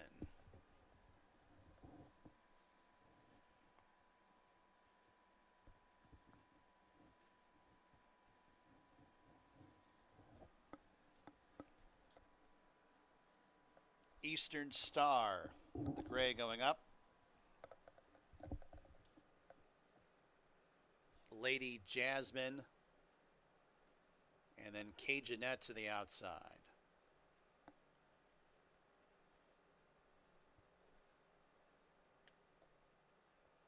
They're all in the gate, and they're off. Looks like a good start. Cajunette from an outside post setting out for the lead. Princess Cairo, tail the tail up in the second, contending for the top spot. Tail the tail gets that lead. 4th place, Lady Jasmine, about 3.5 lengths off the lead, and then a length back to Eastern Stars, a length and a half in front of Numeric, who's at the back of the pack. It's tail of the tail. On top, the lead's 2 lengths over Cajunette and Princess Cairo, 2nd and 3rd. Lady Jasmine in contention, now up into 3rd, a length off the lead. 3 more lengths back to Eastern Star in 2nd last, and 2 lengths to Numeric, who trails the field. A 1/4 mile left to travel. Tail of the tail lets it out another notch, opens up by a couple lengths over Lady Jasmine as it's Princess Cairo's towards the inside. Cajunette's in between horses in 4th. Eastern Star on the grandstand side in 5th. 1 furlong to go. Tail of the tail clings to the lead. Princess Cairo gets every chance up the inside, and then it's Lady Jasmine and Eastern Star in deep stretch. It's Princess Cairo and Eastern Star. Princess Cairo wins. Eastern Star 2nd, then it's close for 3rd. Tail of the tail or Lady Jasmine.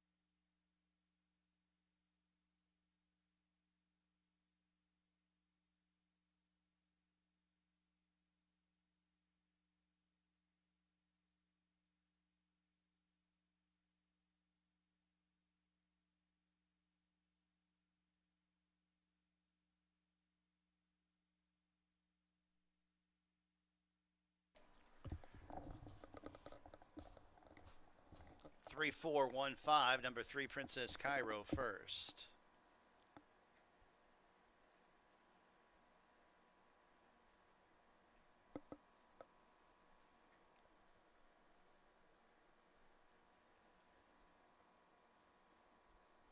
Princess Cairo pays $5.36 to win. To the winner's circle, Princess Cairo, Kentucky bred. 5-year-old bay mare by Cairo Prince out of Seda. Roll the Dice Thoroughbreds owns Chris Engelhardt. Trains Raylu Gutierrez, the winning jockey. Roll the Dice Thoroughbreds bred Princess Cairo. Super $21.80. Exacta $25.16. Trifecta $29.35. And a daily double $18.40. Third race from Finger Lakes. No scratches or jockey changes. Exacta, trifecta, superfecta, daily double. Pick 4 wagering. Pick 4 starts on race number 3. Of course, traditional win, place, and show. Post time race 3 in 19 minutes at 2:16 p.m.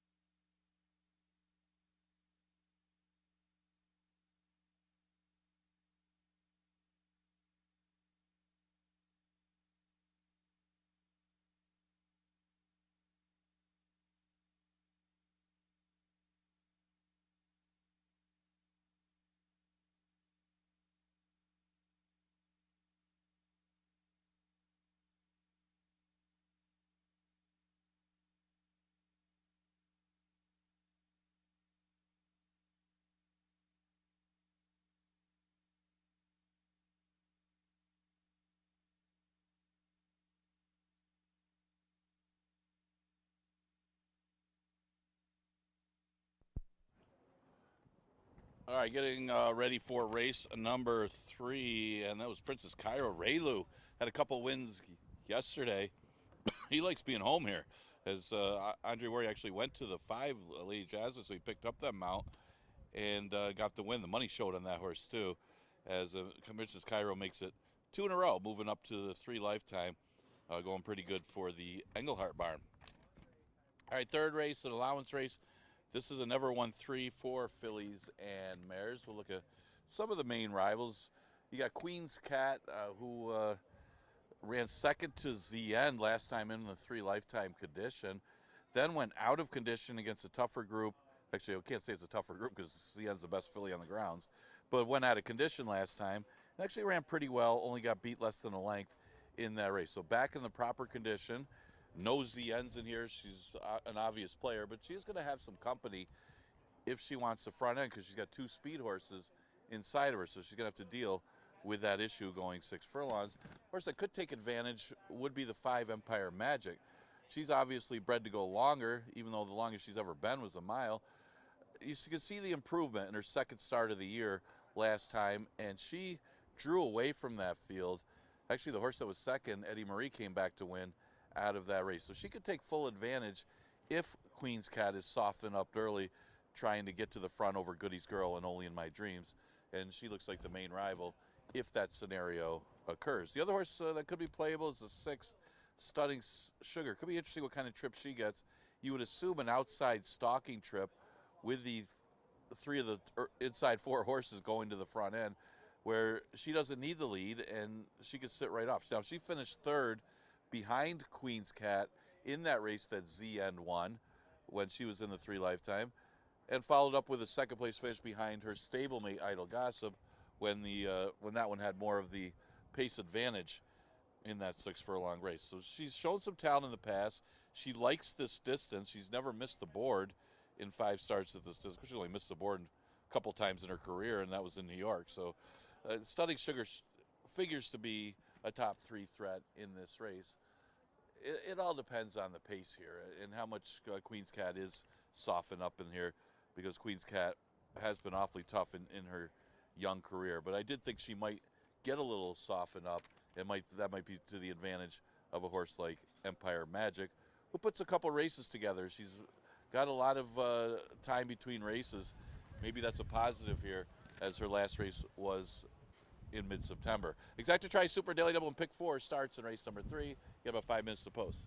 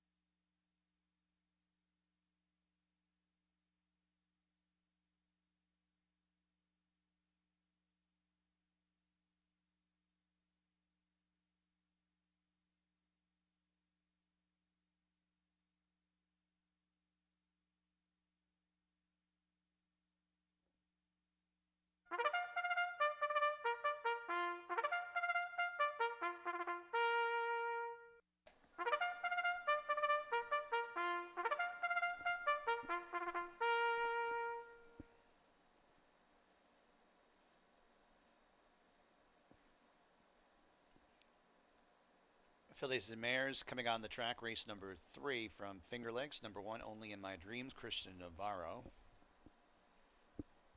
Number 2, Goody's Girl, Andre Wary is the jockey. Number 3, Red Wine and Whiskey, and Luis Perez.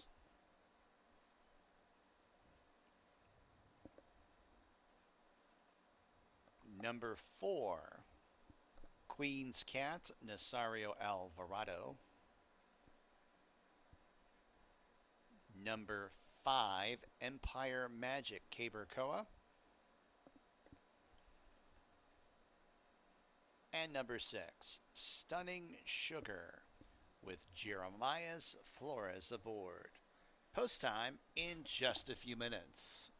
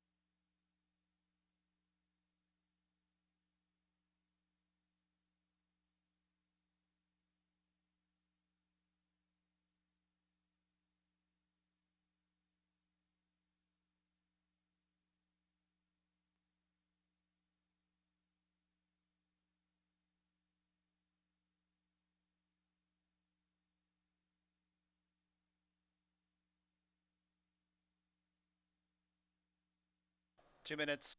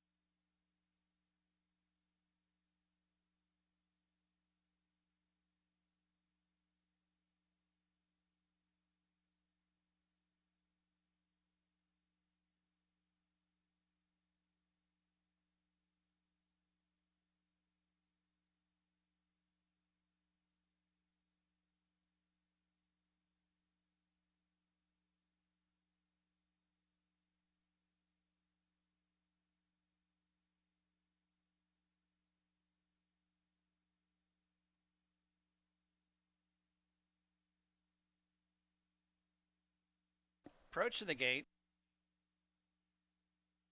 Approaching the gate for race 3 from Finger Lakes.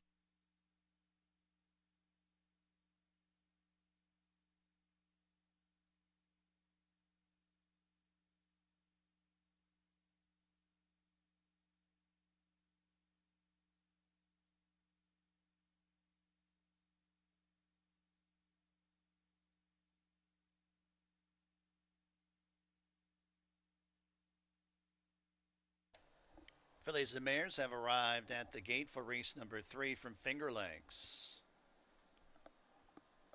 6 pack to go, 6 furlongs, 6 to 5, number 4, Queen's Cat, 2 to 1, number 5, Empire Magic. Loading up race 3.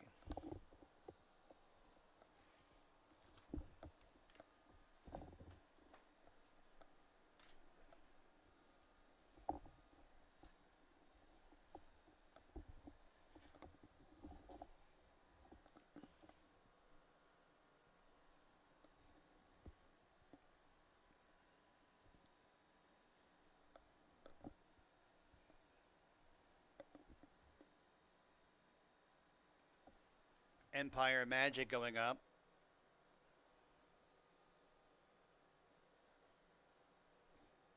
Stunning Sugar to the outside. They're all in the gate. And they're off. Slow start. Empire Magic broke about 4 lengths behind the second to last runner. It's Queen's Cat. It gets a clear lead early on. Stunning Sugar and Only in My Dreams second and third. Then a length and a half back to Red Wine and Whiskey and fourth to the outside of Goody's Girl. And after that bungled start, Empire Magic spots the leader about 13 lengths. Half mile to go. Queen's Cat dictating the tempo on the front end. First quarter mile drilled in 22 3/5. Only in My Dreams to the inside of Stunning Sugar trying to get to Queen's Cat with 3 furlongs to go. Fourth place, Red Wine and Whiskey, 5.5 lengths off the lead. 3 lengths to Goody's Girl in second last and a gap of 4. Empire Magic at the tail of the field as they arrive at the top of the stretch. Queen's Cat the first to face us. Red Wine and Whiskey shifts to the outside. Now up into second, Only in My Dreams shuffled third. Then it's Stunning Sugar fourth. Queen's Cat will have to fend off Red Wine and Whiskey as they run to the 16th pole. Queen's Cat holding firm the lead to length. Red Wine and Whiskey outside second, but it's Queen's Cat. Queen's Cat will prevail over Red Wine and Whiskey. Only in My Dreams third. Close for fourth, maybe Stunning Sugar over Empire Magic.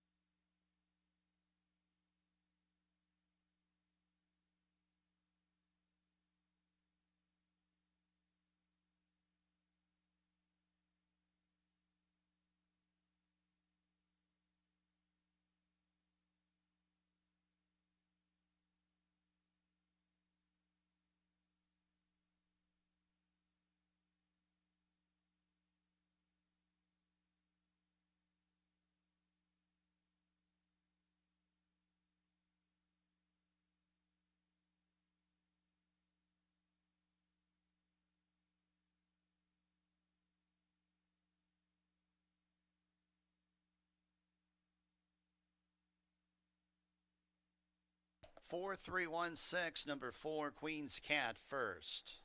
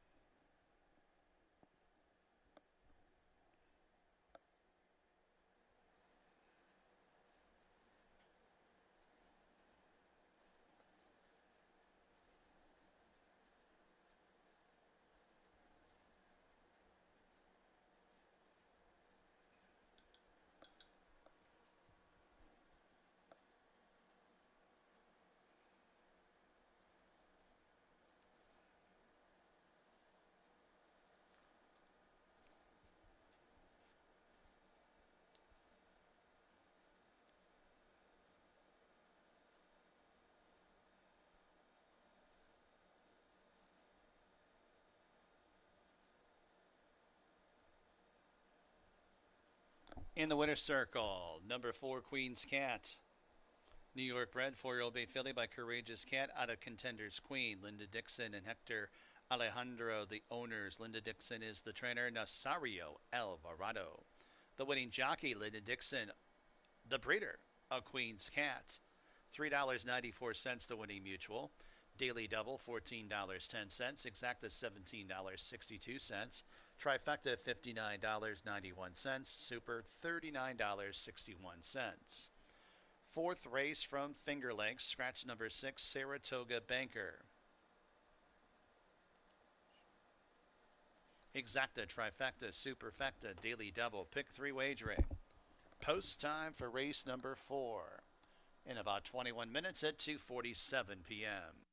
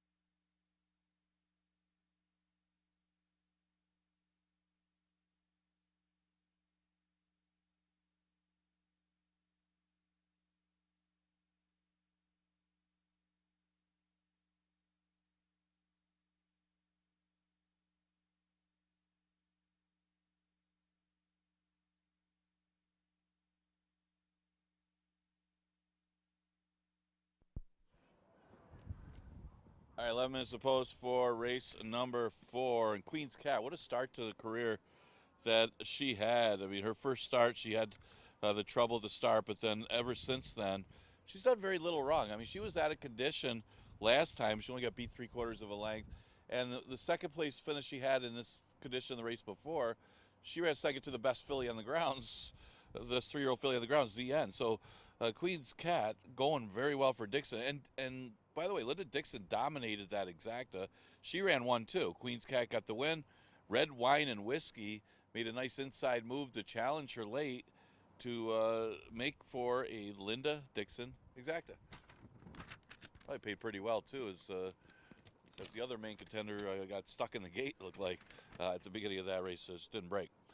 Fourth race, 15,000 optional claiming allowance. It goes the distance of 6 furlongs, and this marks the return of Runaway Joke, who went to Saratoga for a race in August and had a slow start, was compromised by it, and then chased a 44. I don't know where you're going there, but comes back to Finger Lakes, looks like the speed of the speed, and shows a nice work since the last race. This horse was up for Horse of the Year last year based on his performances. I mean, he just was rattling off win after win after win. I think it was Sweet Brown Sugar ended up being the Horse of the Year, but that one had multiple stakes victories.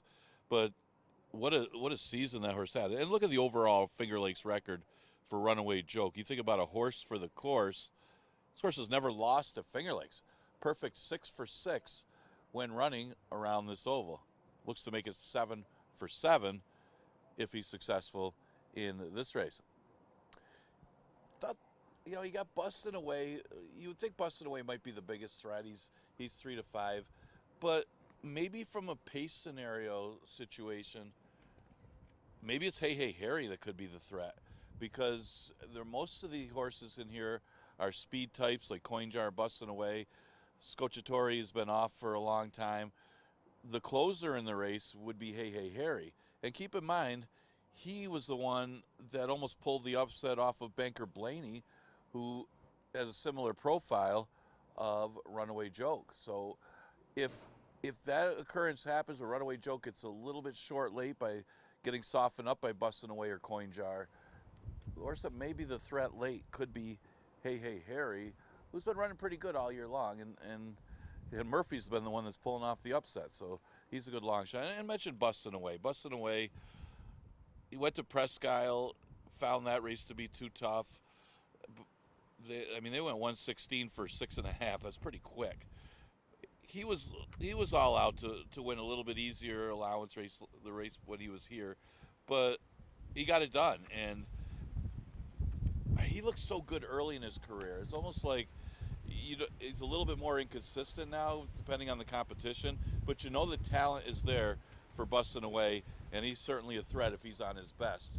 And he is getting some early action at odds of 4 to 5. So pretty good fourth race, especially quality-wise, as you do have the return of Runaway Joke, who, by the way, his other race this year where he was here, he just absolutely dominated in 110, one of the fastest times of the year.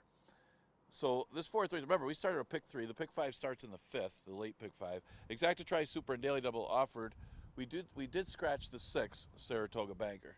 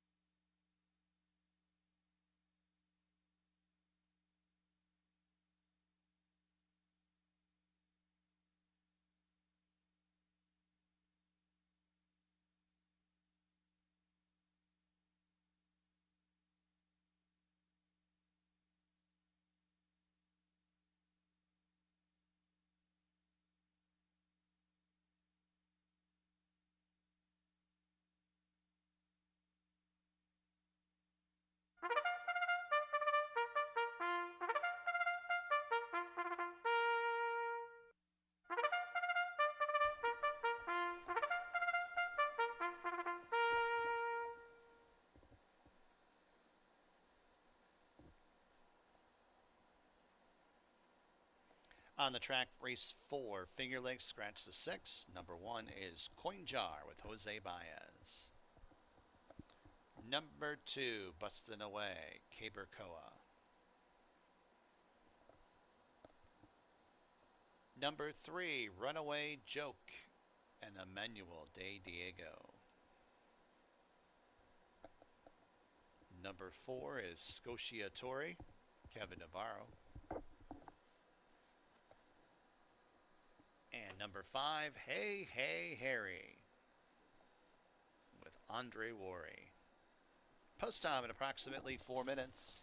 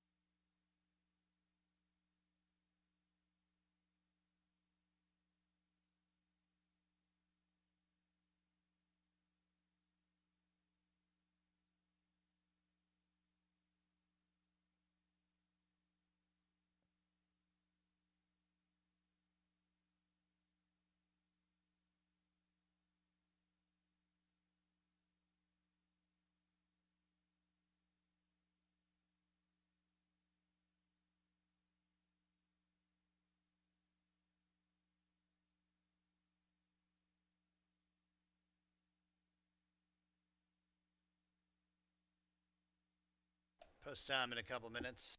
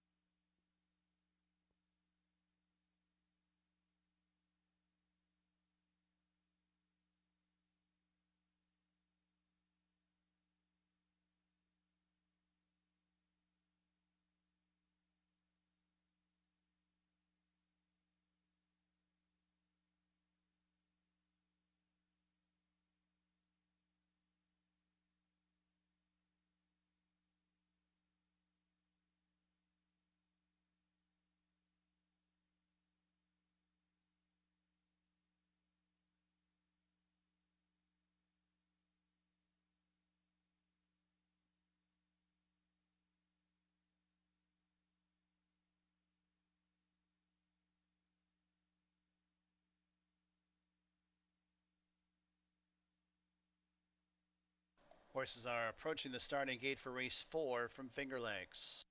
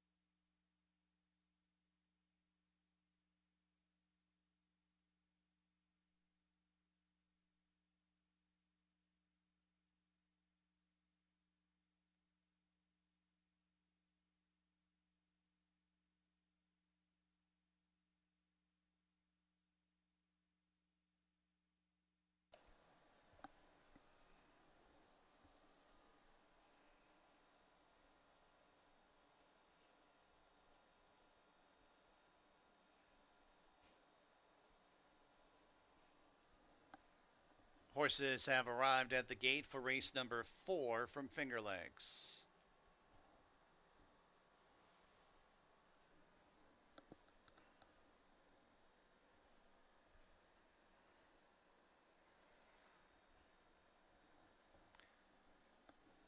Field of 5, but salty group of 5 to go 6 furlongs.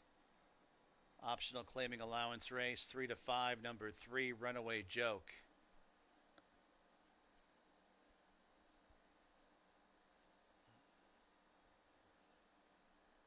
Bustin' Away. Runaway Joke. Scotiatore. First start since August of 2023. Hey, hey, Harry to the outside. They're all on the gate. And they're off. It's Bustin' Away who barrels out for the lead. Runaway Joke's on the outside second. Hey, hey, Harry up close in third. And then it's Scotiatore trying to split rivals to get out of last. And Coin Jar is now at the back of the pack. 2 by 3 up the backstretch. 4.5 from front to last. Half mile to go. Runaway Joke and Bustin' Away. They're clear by a couple lengths over Scotiatore in third. First quarter mile, 22 seconds. Hey, hey, Harry is to the outside of Coin Jar at the back. Those two about 6.5 lengths off the lead. Runaway Joke with 2.5 furlongs to go on top by a half length over Bustin' Away in second. Scotiatore off the long layoff now up into second. Hey, hey, Harry and Coin Jar are at the back and go wide for the stretch drive as they reach the top of the stretch. Runaway Joke is set down for the drive. Bustin' Away, Scotiatore second and third. Hey, hey, Harry on the grandstand side, and hey, hey, Harry closing in with each and every stride. 16th to go. Runaway Joke. It's hey, hey, Harry, and here's Coin Jar on the outside. It's gonna be close. Coin Jar from out of nowhere in a photo with Hey, Hey, Harry. Then it was Runaway Joke in third.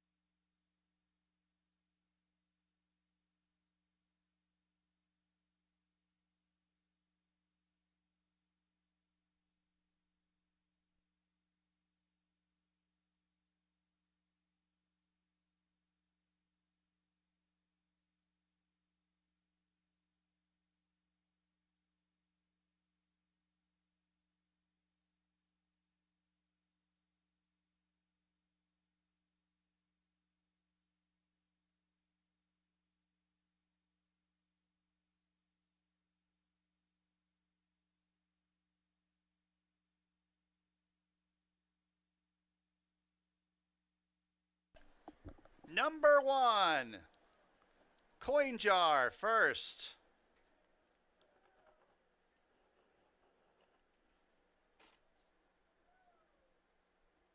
There's a reason why I don't call every photo. Second, number 5, Hey, Hey, Harry. Third, number 3, Runaway Joke. Fourth, number 2, Bustin' Away, Coin Jar. In the winner's circle, New York bred 4-year-old Big Ellie by Central Banker out of Mystery Mix. Peter Pop Racing owns Dana Saul Trains, Jose Baez, the winning jockey.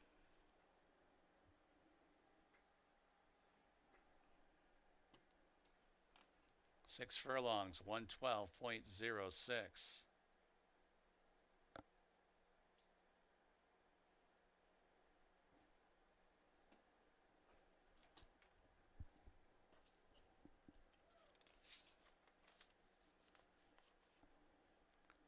Coin Jar, bred by Windy Lee Farm, New York LLC.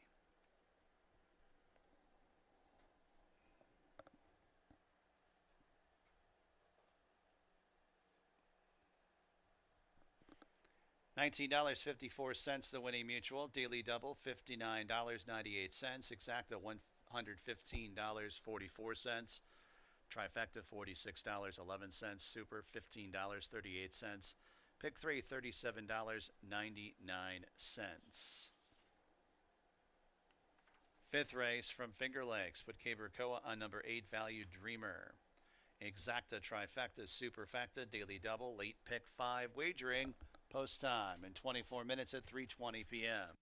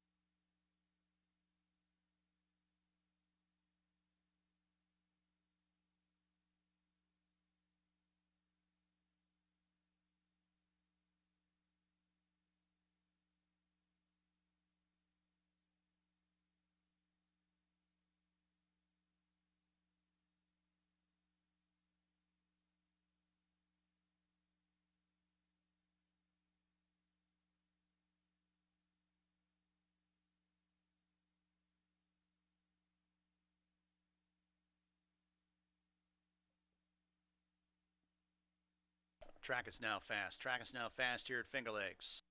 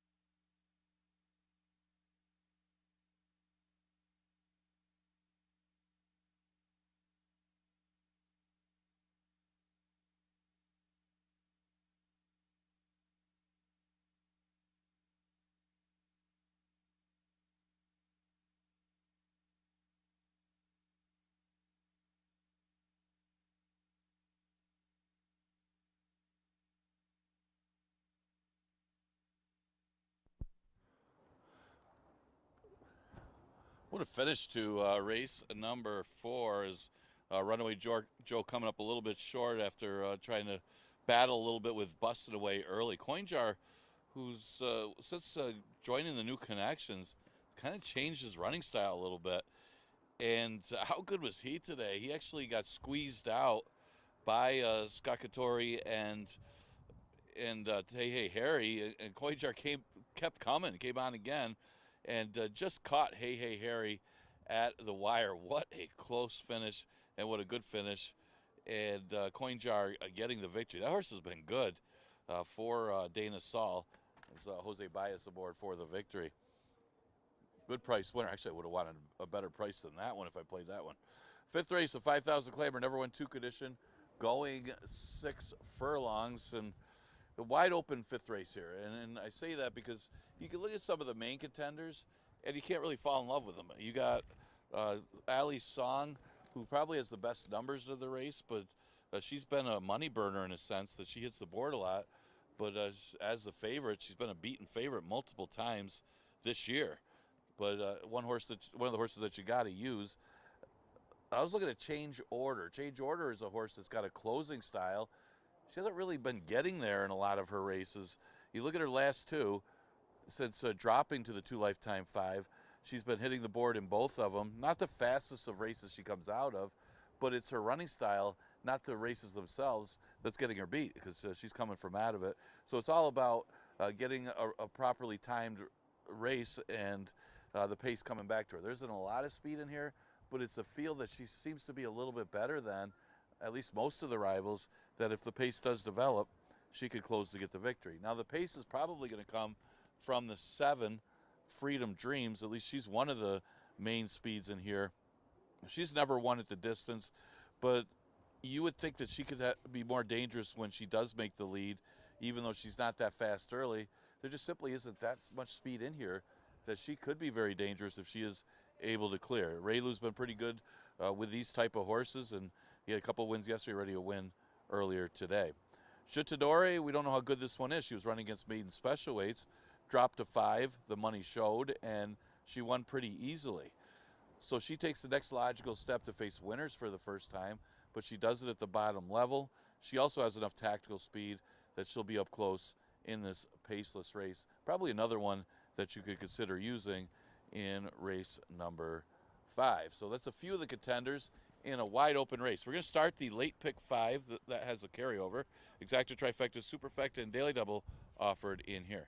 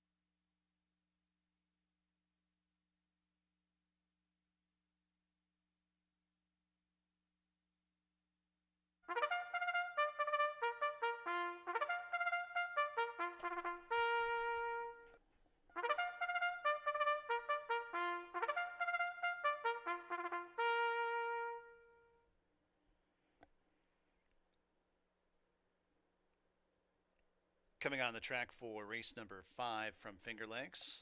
Leading the post parade, number 1, Emily Reward and Hemant Harkey. Number 2, Journey of 5, Carlos Camilo. Number 3, Ali Song, Joel Cruz. Number 4, Who's Got the Tip, Jose Baez. Number 5 is Change Order, Christian Navarro. Number 6, Jetador and Oscar Gomez. Number 7, Freedom Dreams, Raylu Gutierrez. Number 8 is Valued Dreamer, Jockey Change Cabercoa. And number 9, Artemis Girl and apprentice Alexa Marie Cintron. Post time at approximately 4 minutes.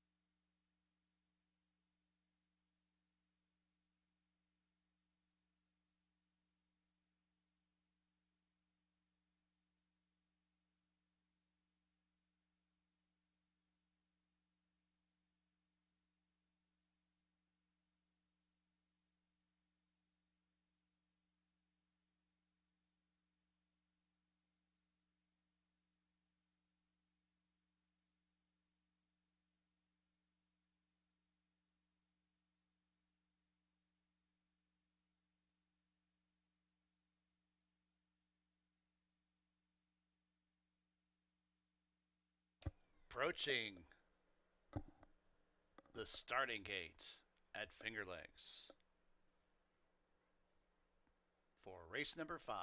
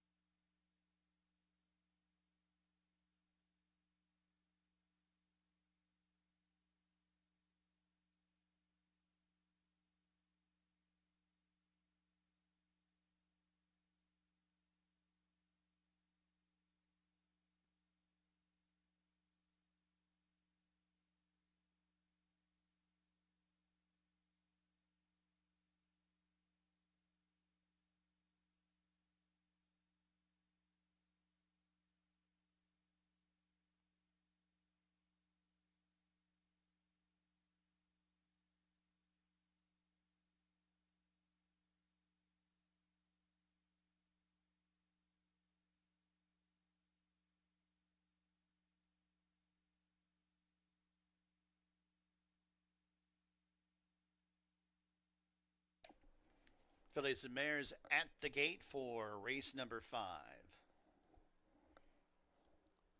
Field of 9 to go 6 furlongs, 3 to 2 on number 3, Ali Song. Loading process begins for race number 5.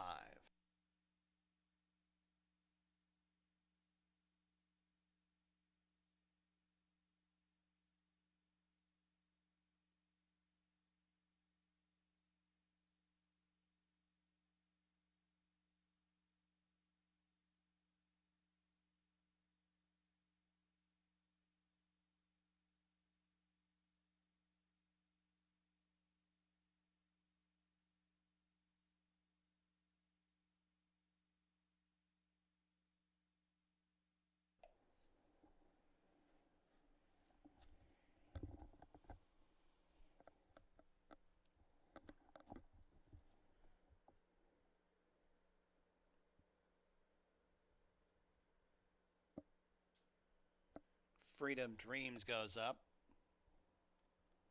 Valued Dreamer and Artemis Girl.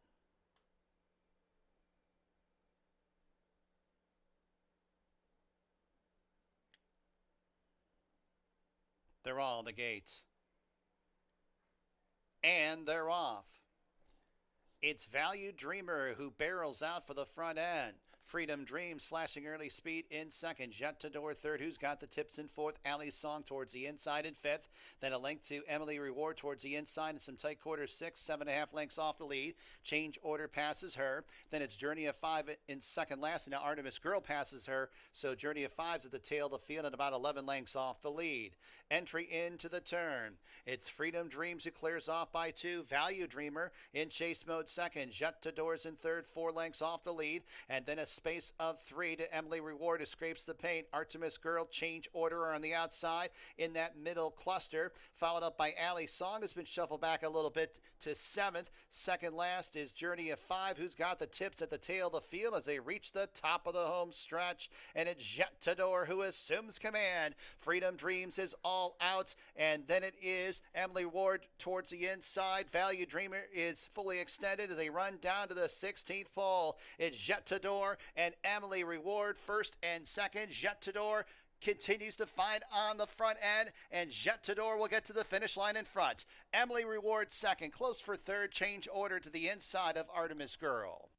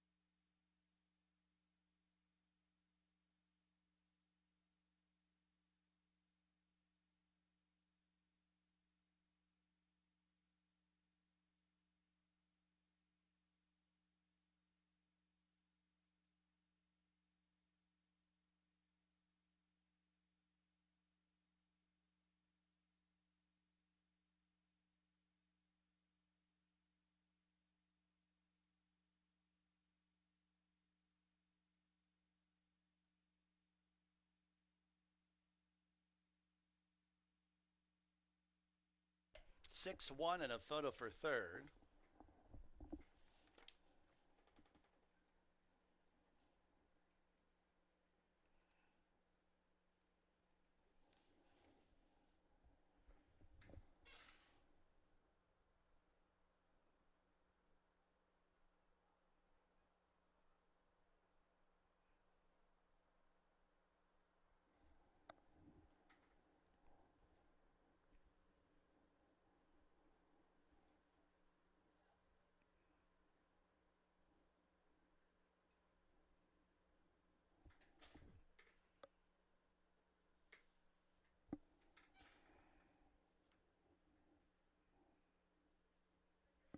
Third, number 5, change order. Fourth, number 9, Artemis Girl. 6159.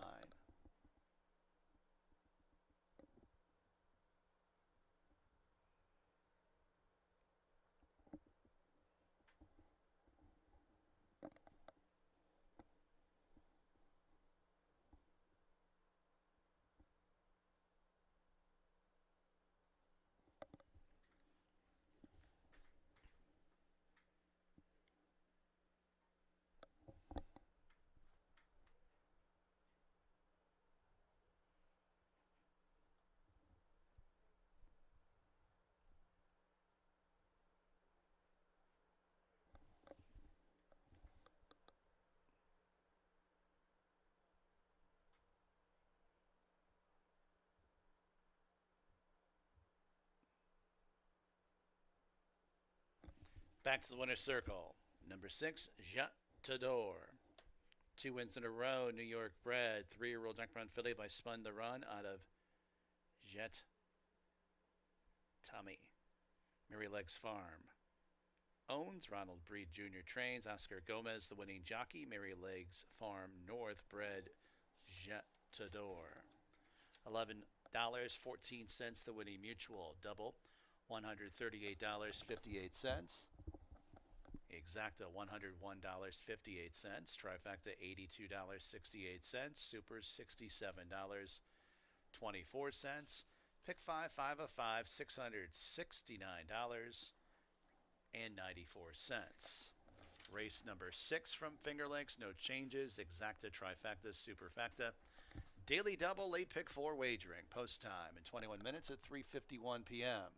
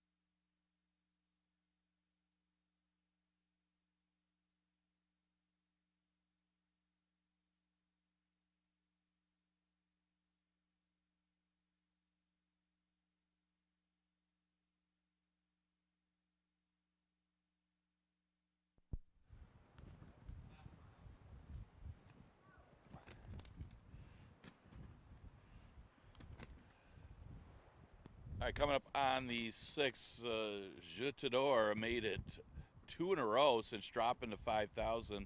Oscar Gomez, who has been riding very well. He's been winning at a high percentage since coming back off of the 2-year break after the injury.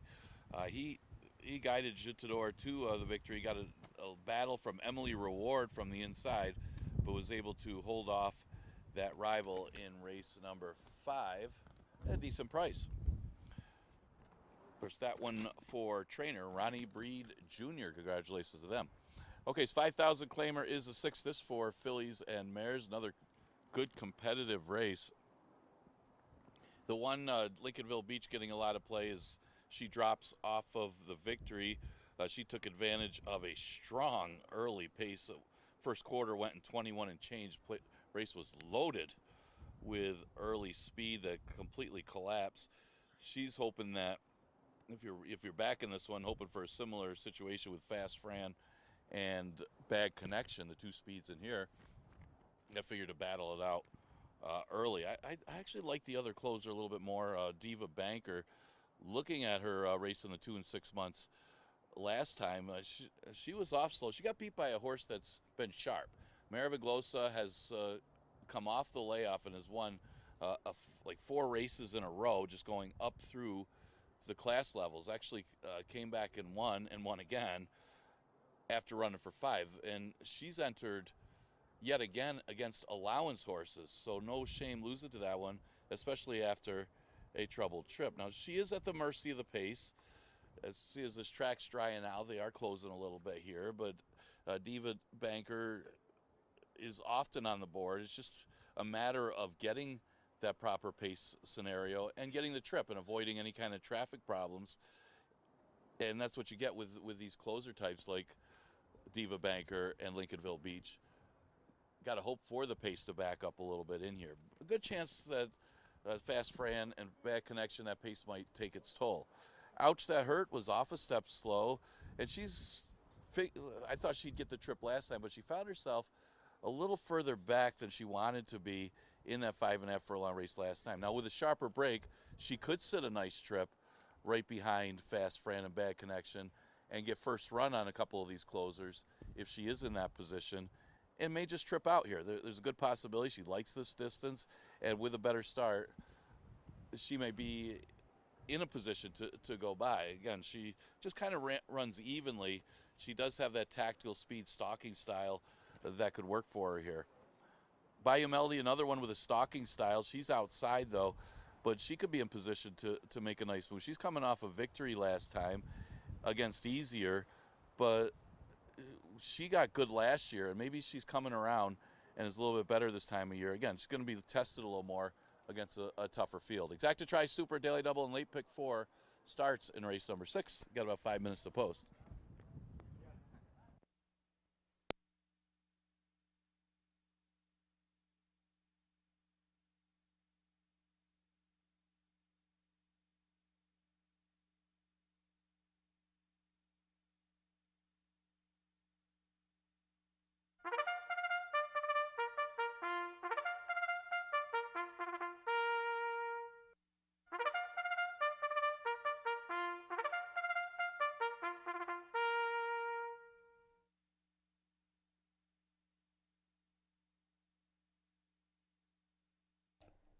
Horses are coming on the track for race number 6 from Finger Lakes. Leading the post parade, number 1, Lincolnville Beach and Raylo Gutierrez. Number 2, Fast Fran Hammond Harkey. Number 3, Mrs. Bell, Emmanuel de Diego. Number 4, Ouch That Hurt, and Jeremias Flores. Number 5 is Bad Connection and Rafael Rohina Jr. Number 6, Diva Banker, Joel Cruz. Number 7 is Bayou Melody and Kevin Navarro. And number 8 is Mind of Gold and Kristen Navarro. Post time in just a few minutes.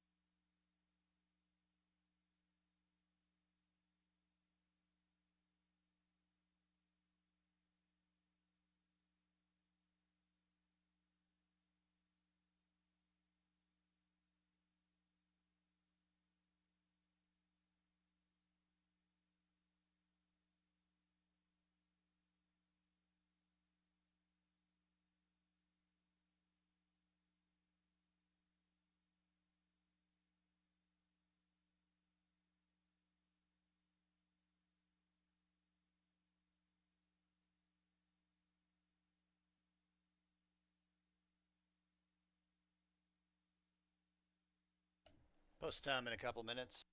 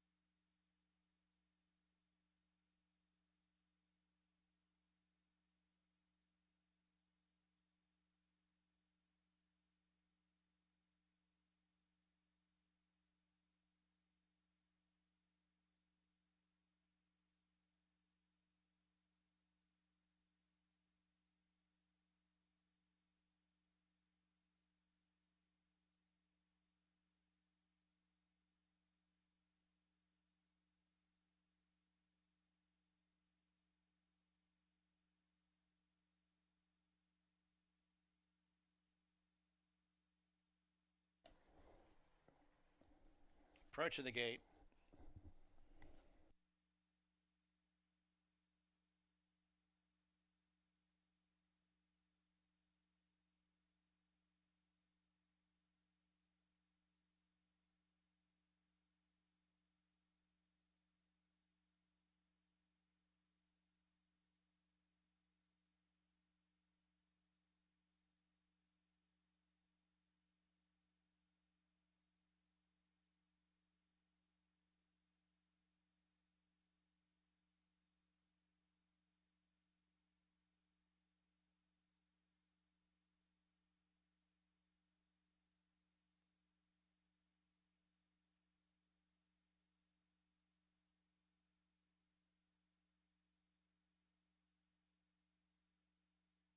And the horses have reached the starting gate for race number 6 from Finger Lakes. Field of 8 fillies and mares to go 5.5 furlongs. Lincolnville Beach, current favorite at even money for Epona Racing Stable. Special shout out to Al and Julia from Epona. They got a big favorite in here. They won last time out. See if Lincolnville Beach can do it again. 4-5 on her. 4-1 on number 7, Bayou Melody. Looks to be next into line. And then Mind of Gold to the outside.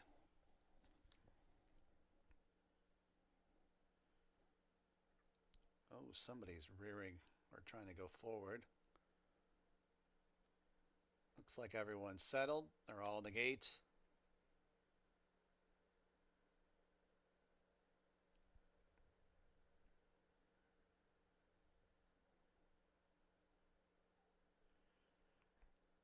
And they're off. It's Bayou Melody and Bad Connection. These two edge out for the lead. Fast Fran's up the inside in second. And then it's Ouch That Hurt and Lincolnville Beach. They're fourth and fifth. 3 more lengths back to Diva Banker, who's about a half length in front of Mrs. Bell. And Mind of Gold's in the 8th and trailing position, and position about 10 lengths off the lead. Entry into the turn. It's Bad Connection on the engine. Has a lead by a length and a half. Bayou Melody in pursuit second. Fast Fran races third.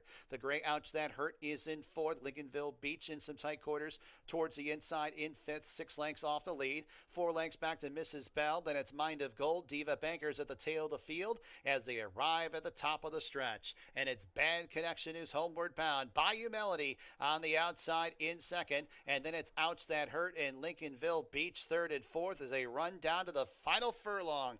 Bad Connection and Bayou Melody to battle on the front end. Bad Connection with a slender lead. Bayou Melody on the outside. Bayou Melody, Bad Connection. Here's the winning line. No, that's really close. Bad Connection to the inside of Bayou Melody. Then it was Ouch That Hurt in the 6 from Finger Lakes.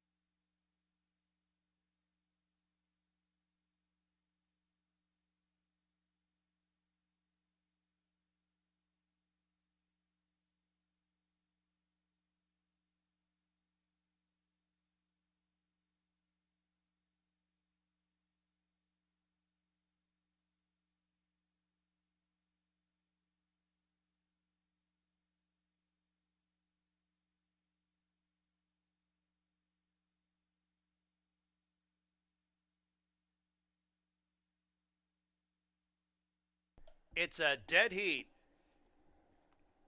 Dead heat for the win. Between number 5, Bad Connection, and number 7, Bayou Melody. A dead heat for the win. Bayou Melody in the winner's circle, Florida bred. 6-year-old dark brown mare by Cajun Breeze out of Haunting Melody. Windy Lee Farm owns. Jonathan Buckley trains. Kevin Navarro, the winning jockey. Bad Connection was already in the winner's circle. New York bred. 5-year-old bay mare by Frosted out of Junoon. 3-player stable owns. Luis Gutierrez trains. Rafael Rohina Jr., the winning jockey. 5, 7, dead heat. 3rd, number 4, Outstead Hurt. 4th, number 6, Diva Banker.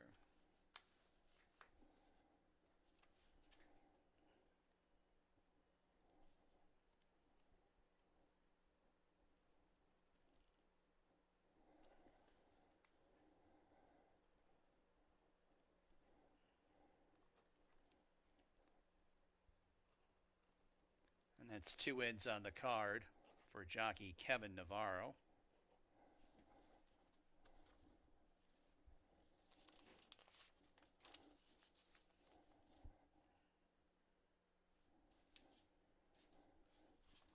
Lots of prices. Here we go. Double 6-5, $140, 8 cents. 6-7 double, $36.20.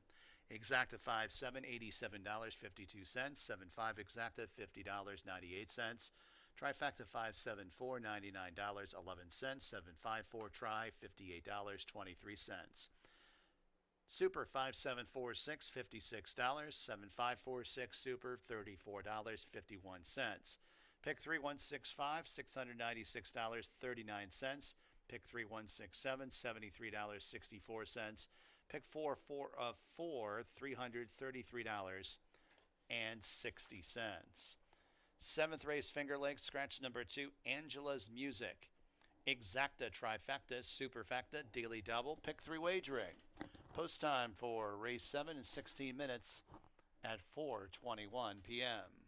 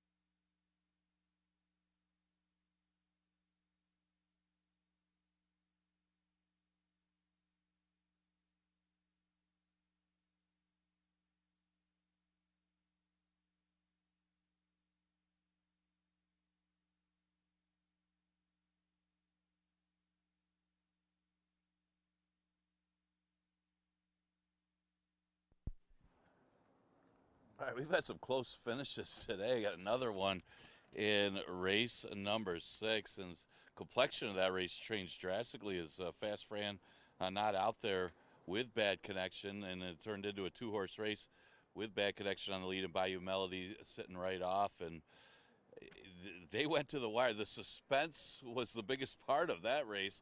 One of the longest photos since back in the day when they had to run the photo up to the roof, but yeah, the suspense was killing me that race. But Bad Connection and Bayou Melody ended up in a dead heat in race number 6. We have some, probably the third really close photos that's either been a nose or a dead heat today.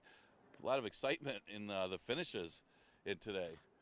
And some suspense, some extra suspense waiting for that photo. 7th race, a maiden race for fillies and mares, going 5.5 furlongs. We scratched the 2.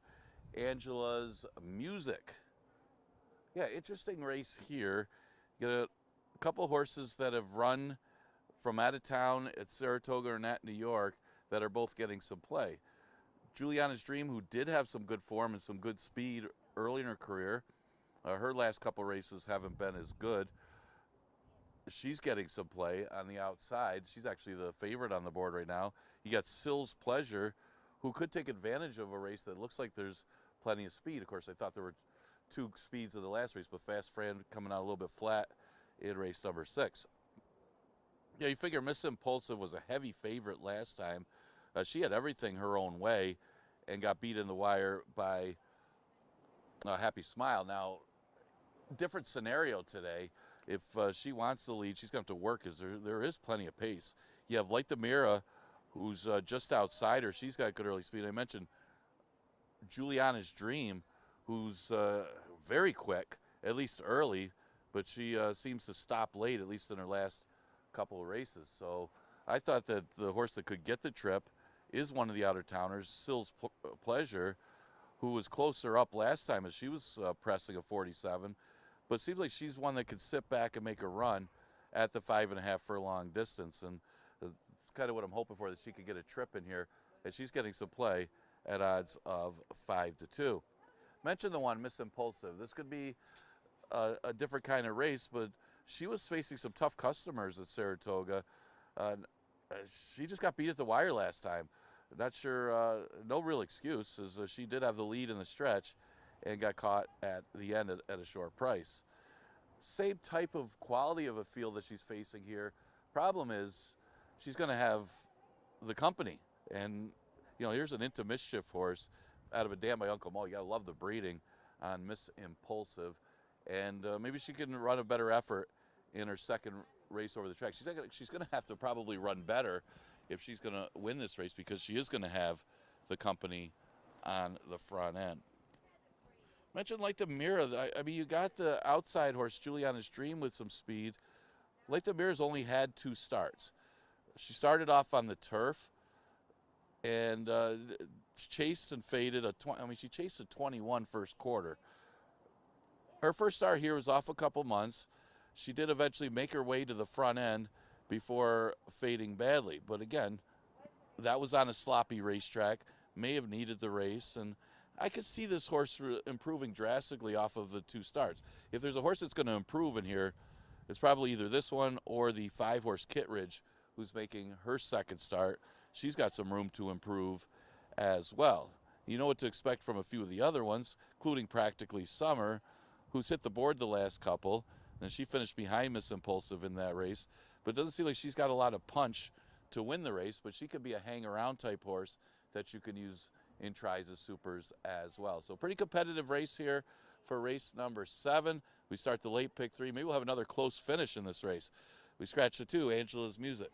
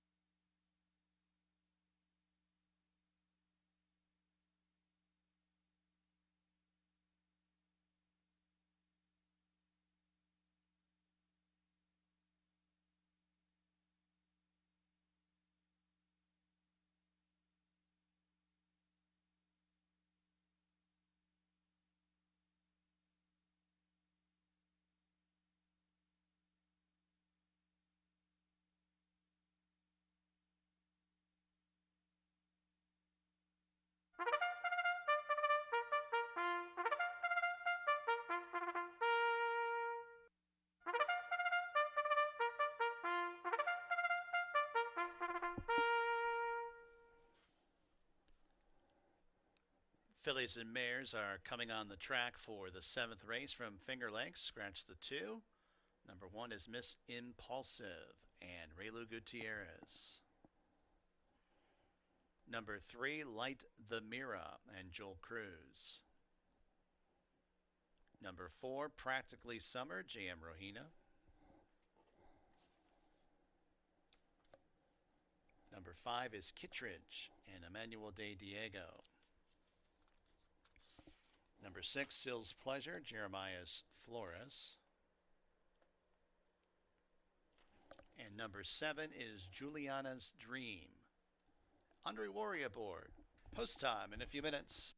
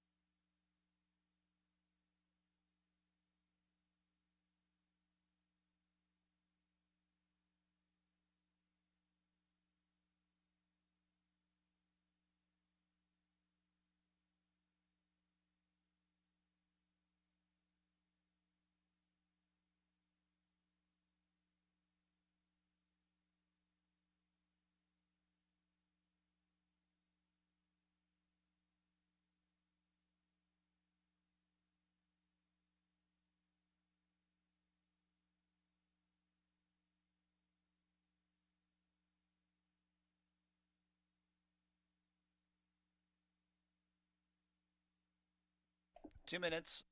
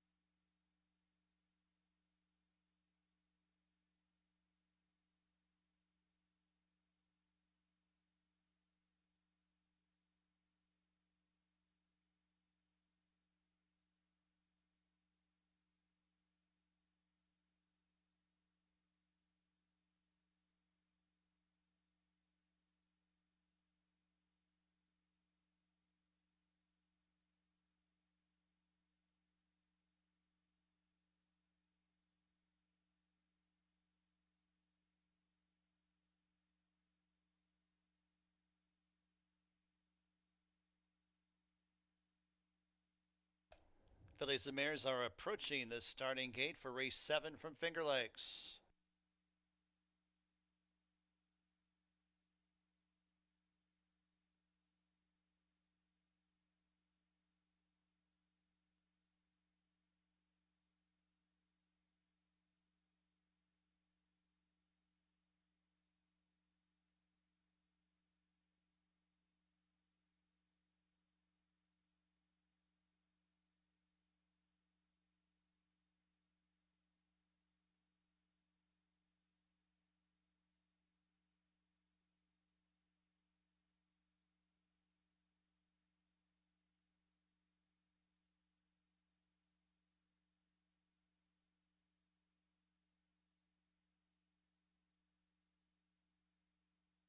Fillies and mares have reached the starting gate for race number 7.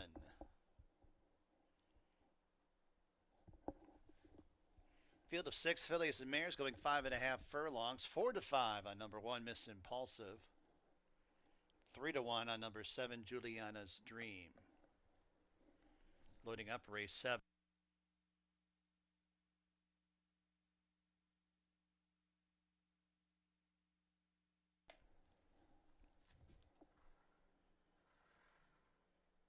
Kittredge, Sill's Pleasure, and Juliana's Dream.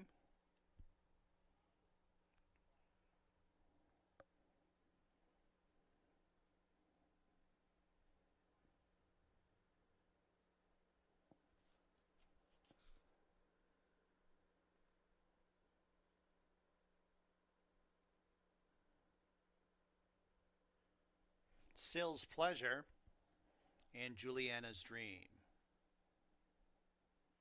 1 to 2, Miss Impulsive. They're all in the gate. And they're off. Looks like a good start. It's Juliana's Dream who dashes out for the lead. Light the Mirror second. Miss Impulsive towards the inside third. Now up into a joint second. Practically Summer is in fourth, but about 8 lengths off the lead. 2 lengths back to Sill's Pleasure, and then about 7 lengths to Kittredge, who's at the back of the pack. Well strung out for a field of 6. Entry into the turn. Juliana's Dream winging on the front end, has the lead by 6 with 3 furlongs to go. First quarter mile really quick, 21 3/5. Then a space of about 4 to Light the Mirror, who is to the inside of Practically Summer. Sill's Pleasure goes wide and many lengths back to Kittredge, who's at the tail of the field as they reach the top of the stretch. Juliana's Dream, how much does she have left after setting a torrid early pace? Juliana's Dream has a lead by 5. Miss Impulsive, the favorites, cutting into the margin, stride by stride. They run to the 16th pole. Juliana's Dream, but it's Miss Impulsive to the outside. Juliana's Dream digs in. Miss Impulsive's got her. Miss Impulsive rallies for the win. Juliana's Dream second. Light the Mirror third. Sill's Pleasure fourth.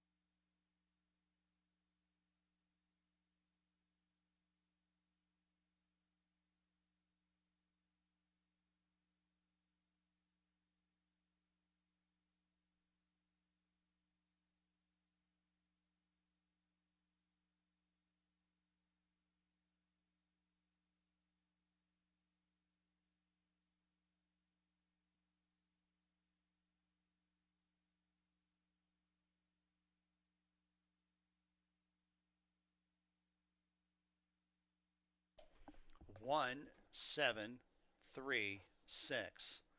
Number 1, Miss Impulsive first. 5.5 furlongs, 106.72.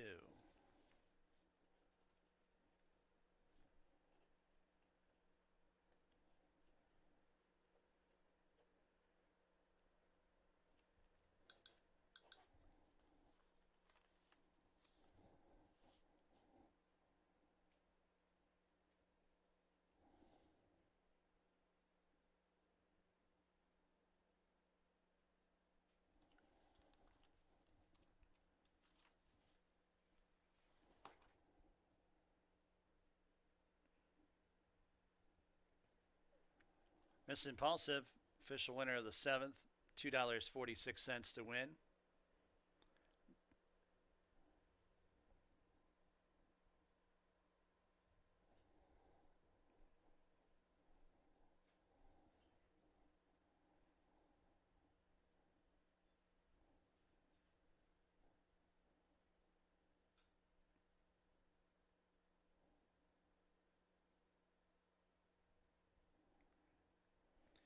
Miss Impulsive, official winner.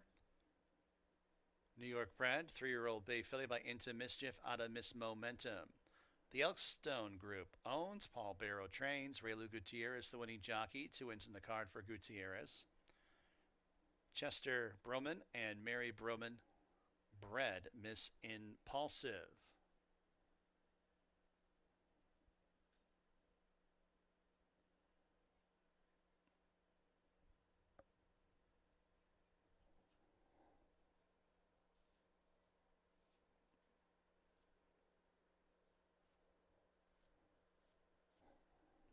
Super, $11.95. Double, $33.12. That's a 5-1 double.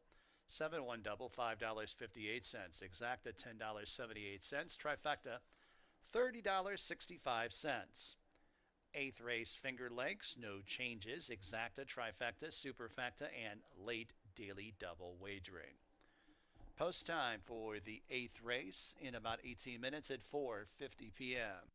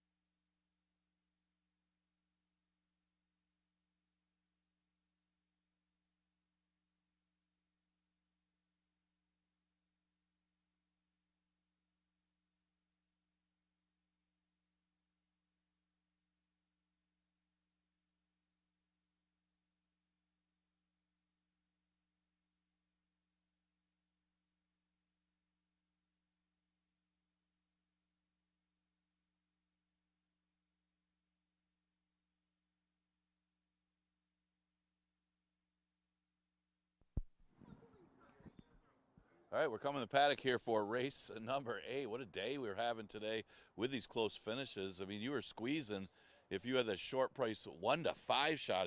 They were all over Miss Impossible 1 to 5. And I tell you what, Juliana's Dream ran an absolutely huge race on the front end. That was just zipping out there in 21 and change and 45.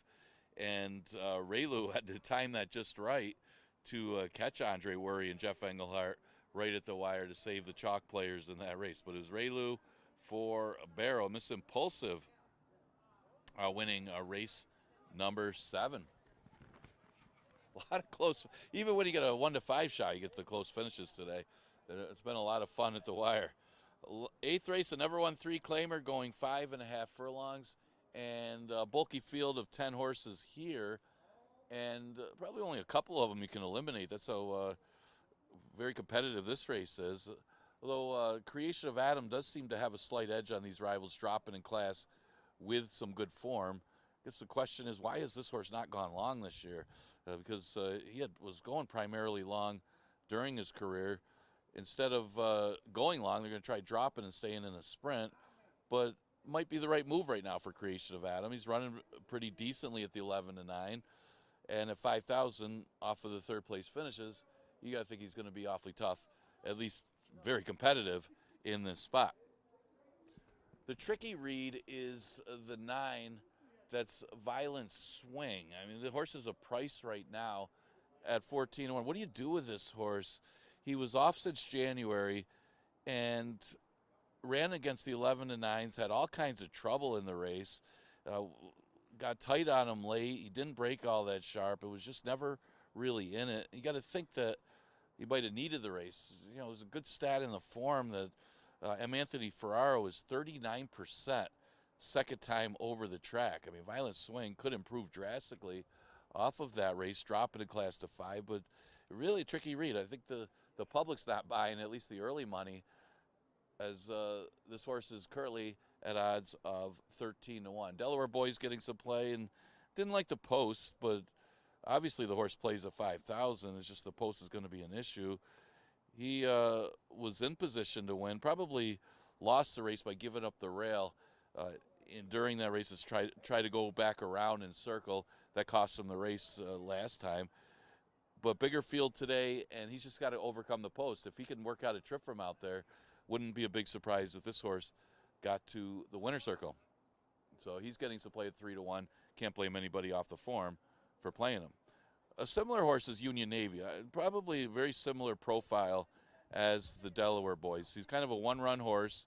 He dropped a 5 last time and just didn't get the scenario that he needed, as the pace just didn't back up. They ran 1-2 around the track.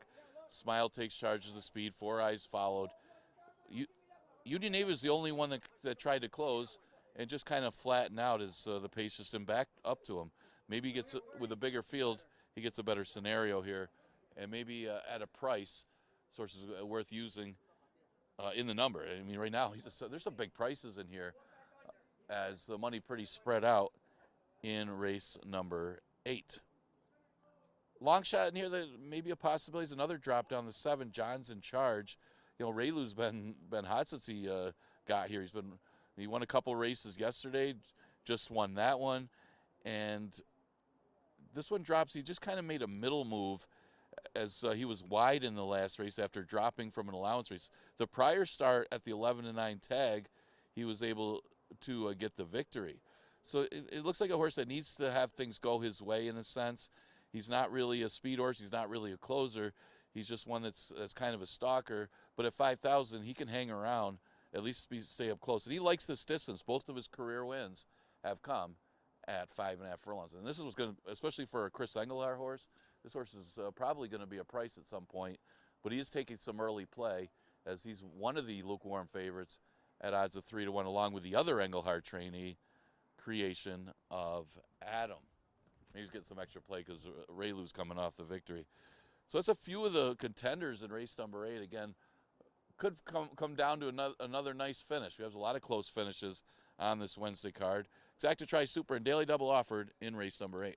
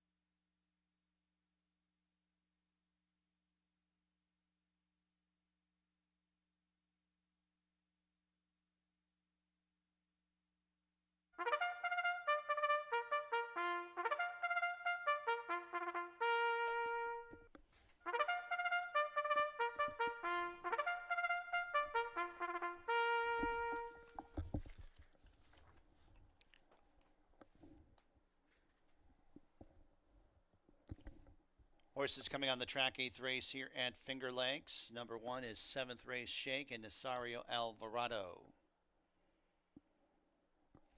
Number 2 is Creation of Adam and Andre Worry.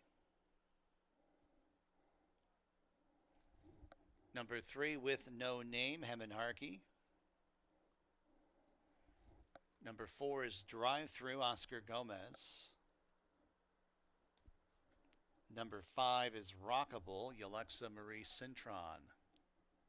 There's a 6, Four Eyes, and Emmanuel de Diego. Skip to the 8, Union Navy, Kevin Navarro. Number 9 is Violent Swing and Caber Coa. And number 10, the Delaware Boys, Joel Cruz.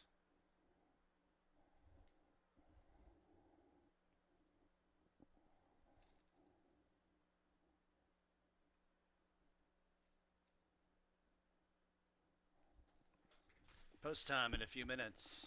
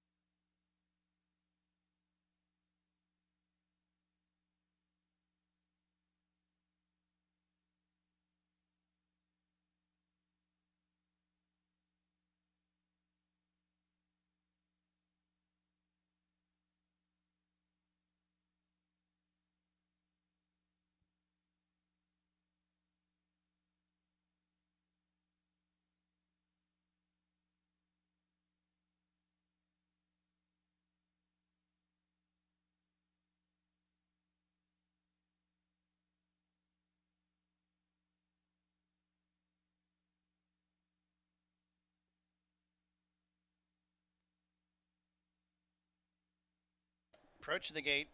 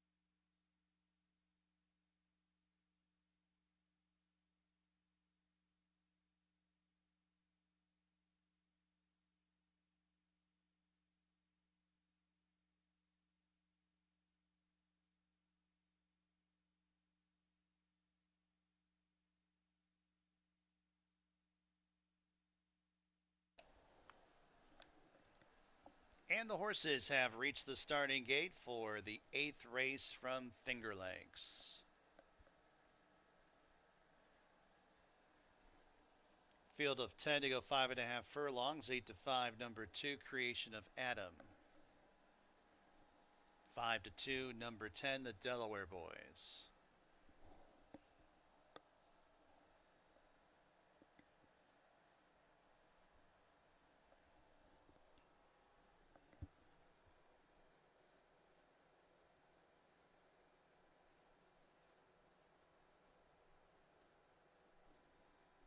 With no name.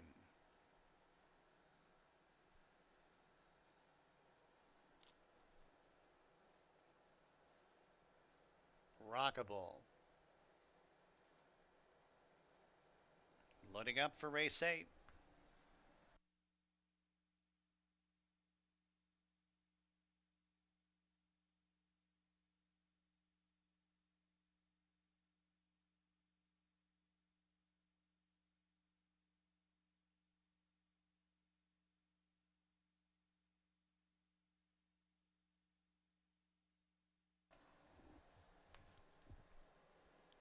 Violent Swing and the Delaware Boys.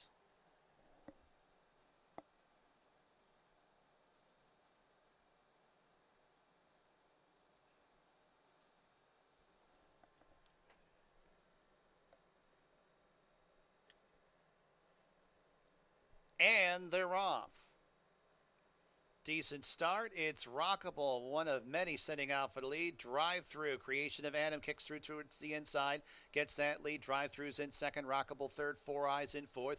John's in charge. Stacked out 5 wide in fifth. Violent Swing is very, very deep on the course with the Delaware Boys. With No Name is advancing towards the inside into the top 5. And Union Navy's outside of that one. And 7th race Shake is at the back of the pack, but only about 7 lengths from top to bottom.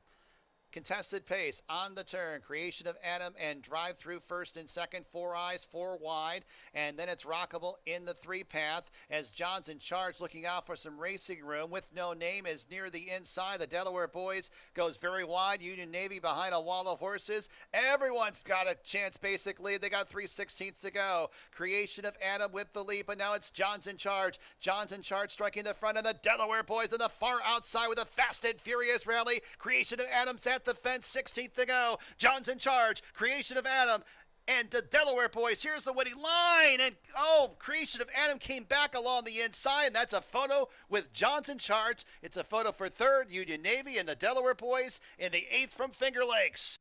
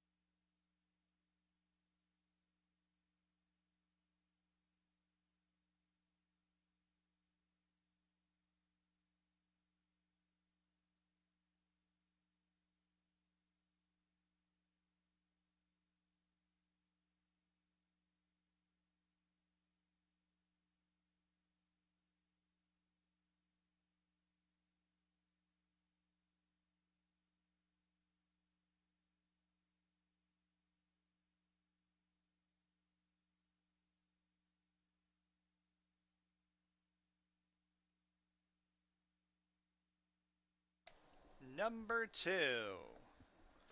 Creation of Adam first, second number 7, Johnson Charge, third number 10, the Delaware Boys, fourth number 8, Union Navy. 2, 7, 10, 8, creation of Adam. Your winner of the 8th race.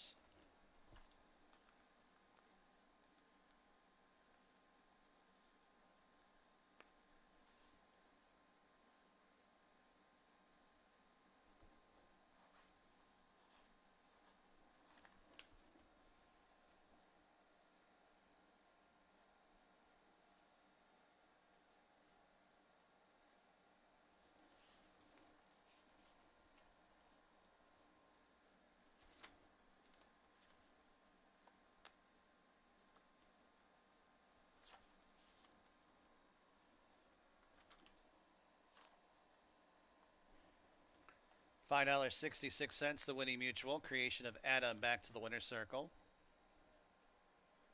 Kentucky bred 5-year-old chestnut gelding by Connect out of Touch of Grace. My Purple Haze Stables owns. Chris Engelhardt trains. Andre Worry, the winning jockey. Delridge Farm bred. Creation of Adam. It's 2 wins in the card for trainer Chris Engelhardt. Double $6.94. Super $28.79. Double $6.94. Trifecta $29.14. Ninth and final, Finger Lakes. Put Joel Cruz on number 9. It's OC. Exacta, trifecta, superfecta wagering. Post time for the ninth and final, about 19 minutes at 5:21 p.m. Programs available for the big Monday card here at Finger Lakes. Go to fingerlakesgaming.com and download your free program for the Monday card here at Finger Lakes.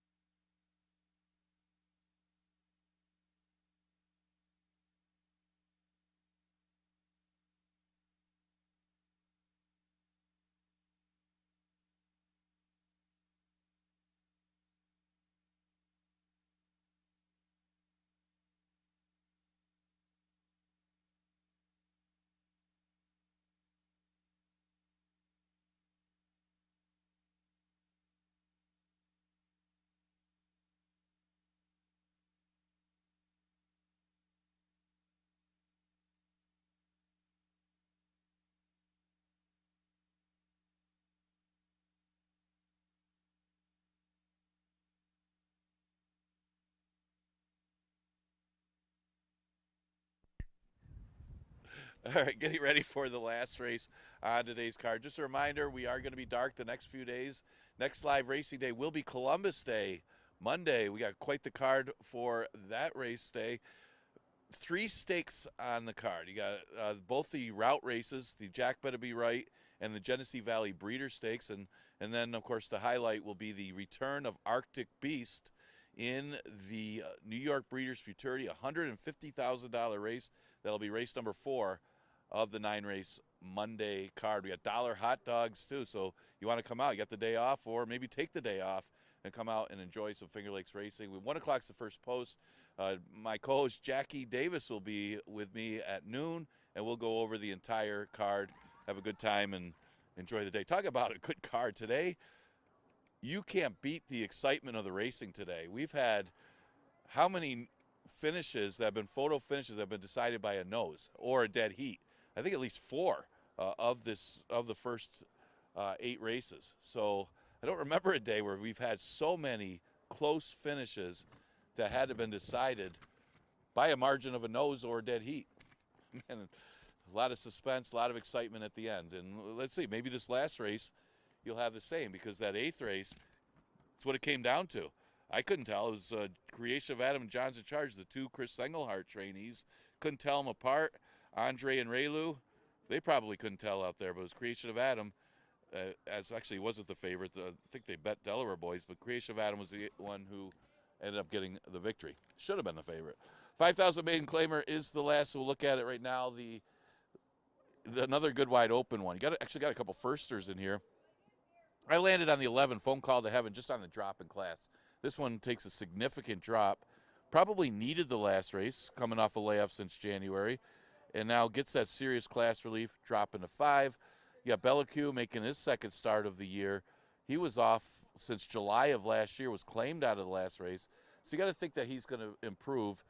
He got the best of it in a sense that he was able to get through when the winner bothered a couple of horses, including Posse Rocks, who was a tired horse. Going to be surprised was another one to consider. This one ran well from a 10 post last time, sending from the gate. Think at 5.5, he's another one to consider in today's final race. Exacta Try is super offered in the finale. Got about 4 minutes to post. We do have the one jockey change on the first, Sir Joel Cruz is on the 9. It's OC.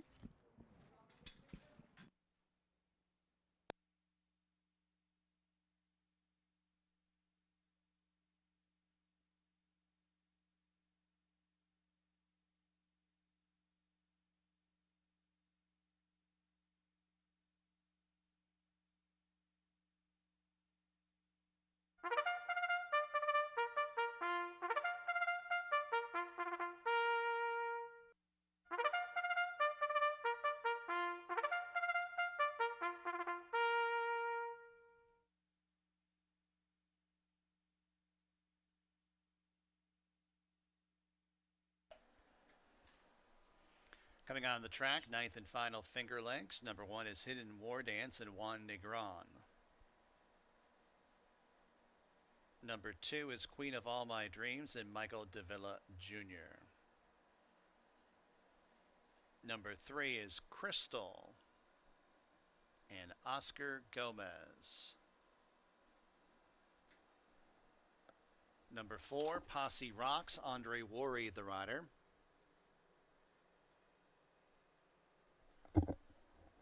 Number 5 is Trish and Kevin Navarro. Number 6 going to be Surprise, Hemet Harkey. Number 7 is Bellicue and Christian Navarro. Number 8, Starship Kit Kat and Alexa Marie Cintron. Number 9, It's OC, Joel Cruz. Number 10 is Native Spirit, Carlos Camilo. And number 11, Phone Call to Heaven and Caber Coa. Post time in a few.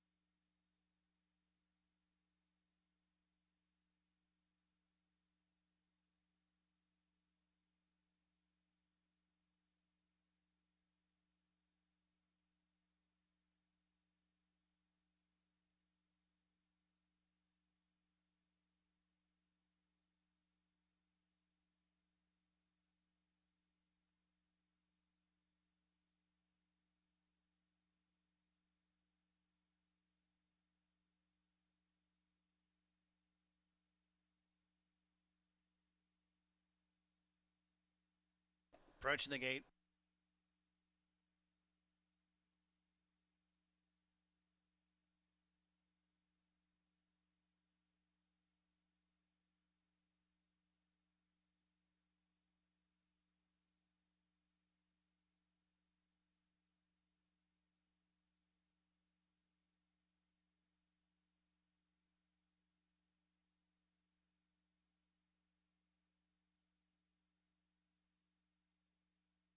Field has reached the starting gate for the ninth and final from Finger Lakes. Reminder that Finger Lakes' next live racing date will be Monday, Columbus Day. Big afternoon of horse racing on tap, including the New York Breeders' Futurity with some of New York State's top 2-year-olds. A couple other big stakes races on the card. And programs available for download at fingerlakesgaming.com. Trish going up and in. Gonna be surprised. Then Belly Coup.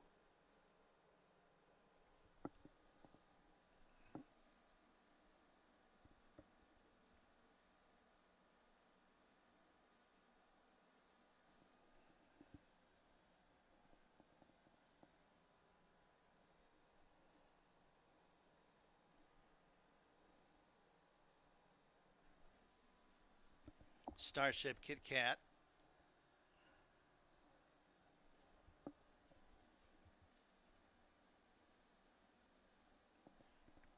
It's OC.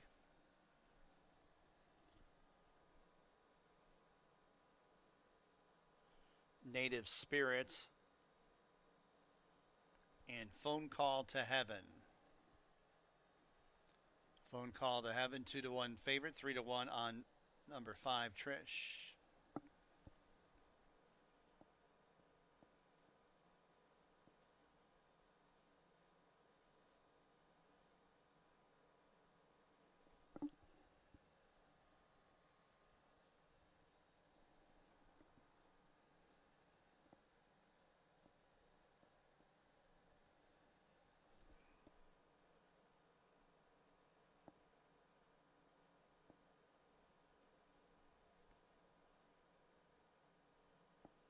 One out.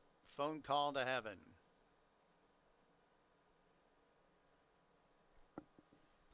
Field of 11 maiden claimers to go 5 1/2 furlongs.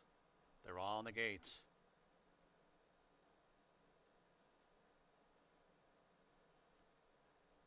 And they're off. It's Posse Rocks who edges out for the lead. Gonna be surprised. Flashing early speed in second. And then a couple lengths back to Queen of All My Dreams in the 2-path. As its Phone Call to Heaven is now up into third. As it's Crystal fourth, Queen of All My Dreams in fifth. Trish outside of her in sixth. 2-length Starship Kit Kat in seventh. 6.5 lengths off the lead. And then it is Native Spirit who's advancing from the back. Belly Coup is next in 3 lengths to Hidden War Dance, who's 4 in front of It's OC, who's at the back. 5/16 to go. Posse Rocks, Phone Call to Heaven, now challenging on the extreme outside, as it's going to be surprises in between horses. Crystal's at the fence in fourth, followed up by Trish in fifth. Starship Kit Kat outside her in sixth as they turn into the stretch. Phone Call to Heaven on top with 1 furlong to go. Posse Rocks dropping back a bit. Trish is on the outside in the green silks. And then it is Queen of All My Dreams at the fence, a deep stretch. It's Phone Call to Heaven, who's well clear. Phone Call to Heaven in the nightcap. Trish second, Queen of All My Dreams third, Starship Kit Kat fourth.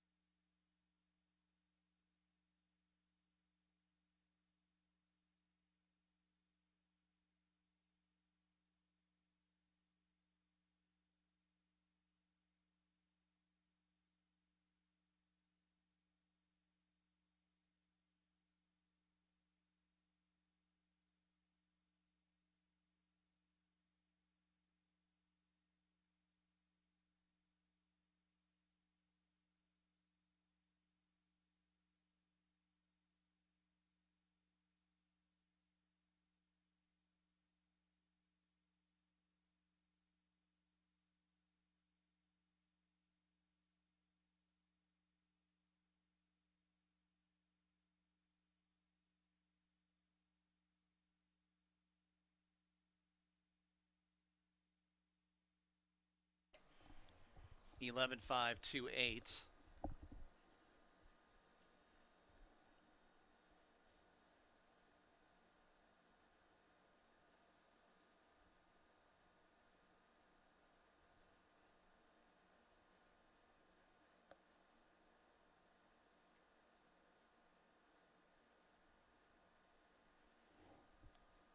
Phone call to heaven, back to the winner's circle. New York bred 3-year-old duck run filly by dialed in out of Rainbow Song. TriStar Farm owns Tamara Hustle, the trainer, and Caber Koa, the winning jockey.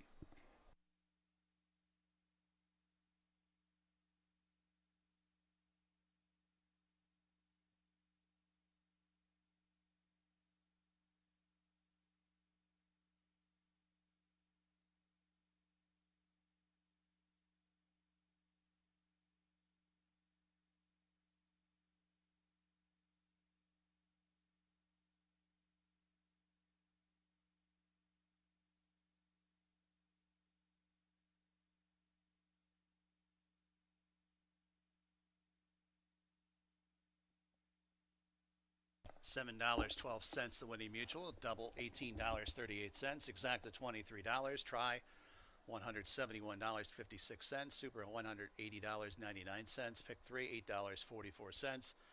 Pick 4 $25.54. Pick 5 $207.63. Ninth race, last live race here at Finger Lakes for Wednesday. Next live racing date will be Monday. First post at 1 p.m. from high atop the roof here at Finger Lakes. This is your track announcer, Bill Downs, signing off. Have a tremendous evening.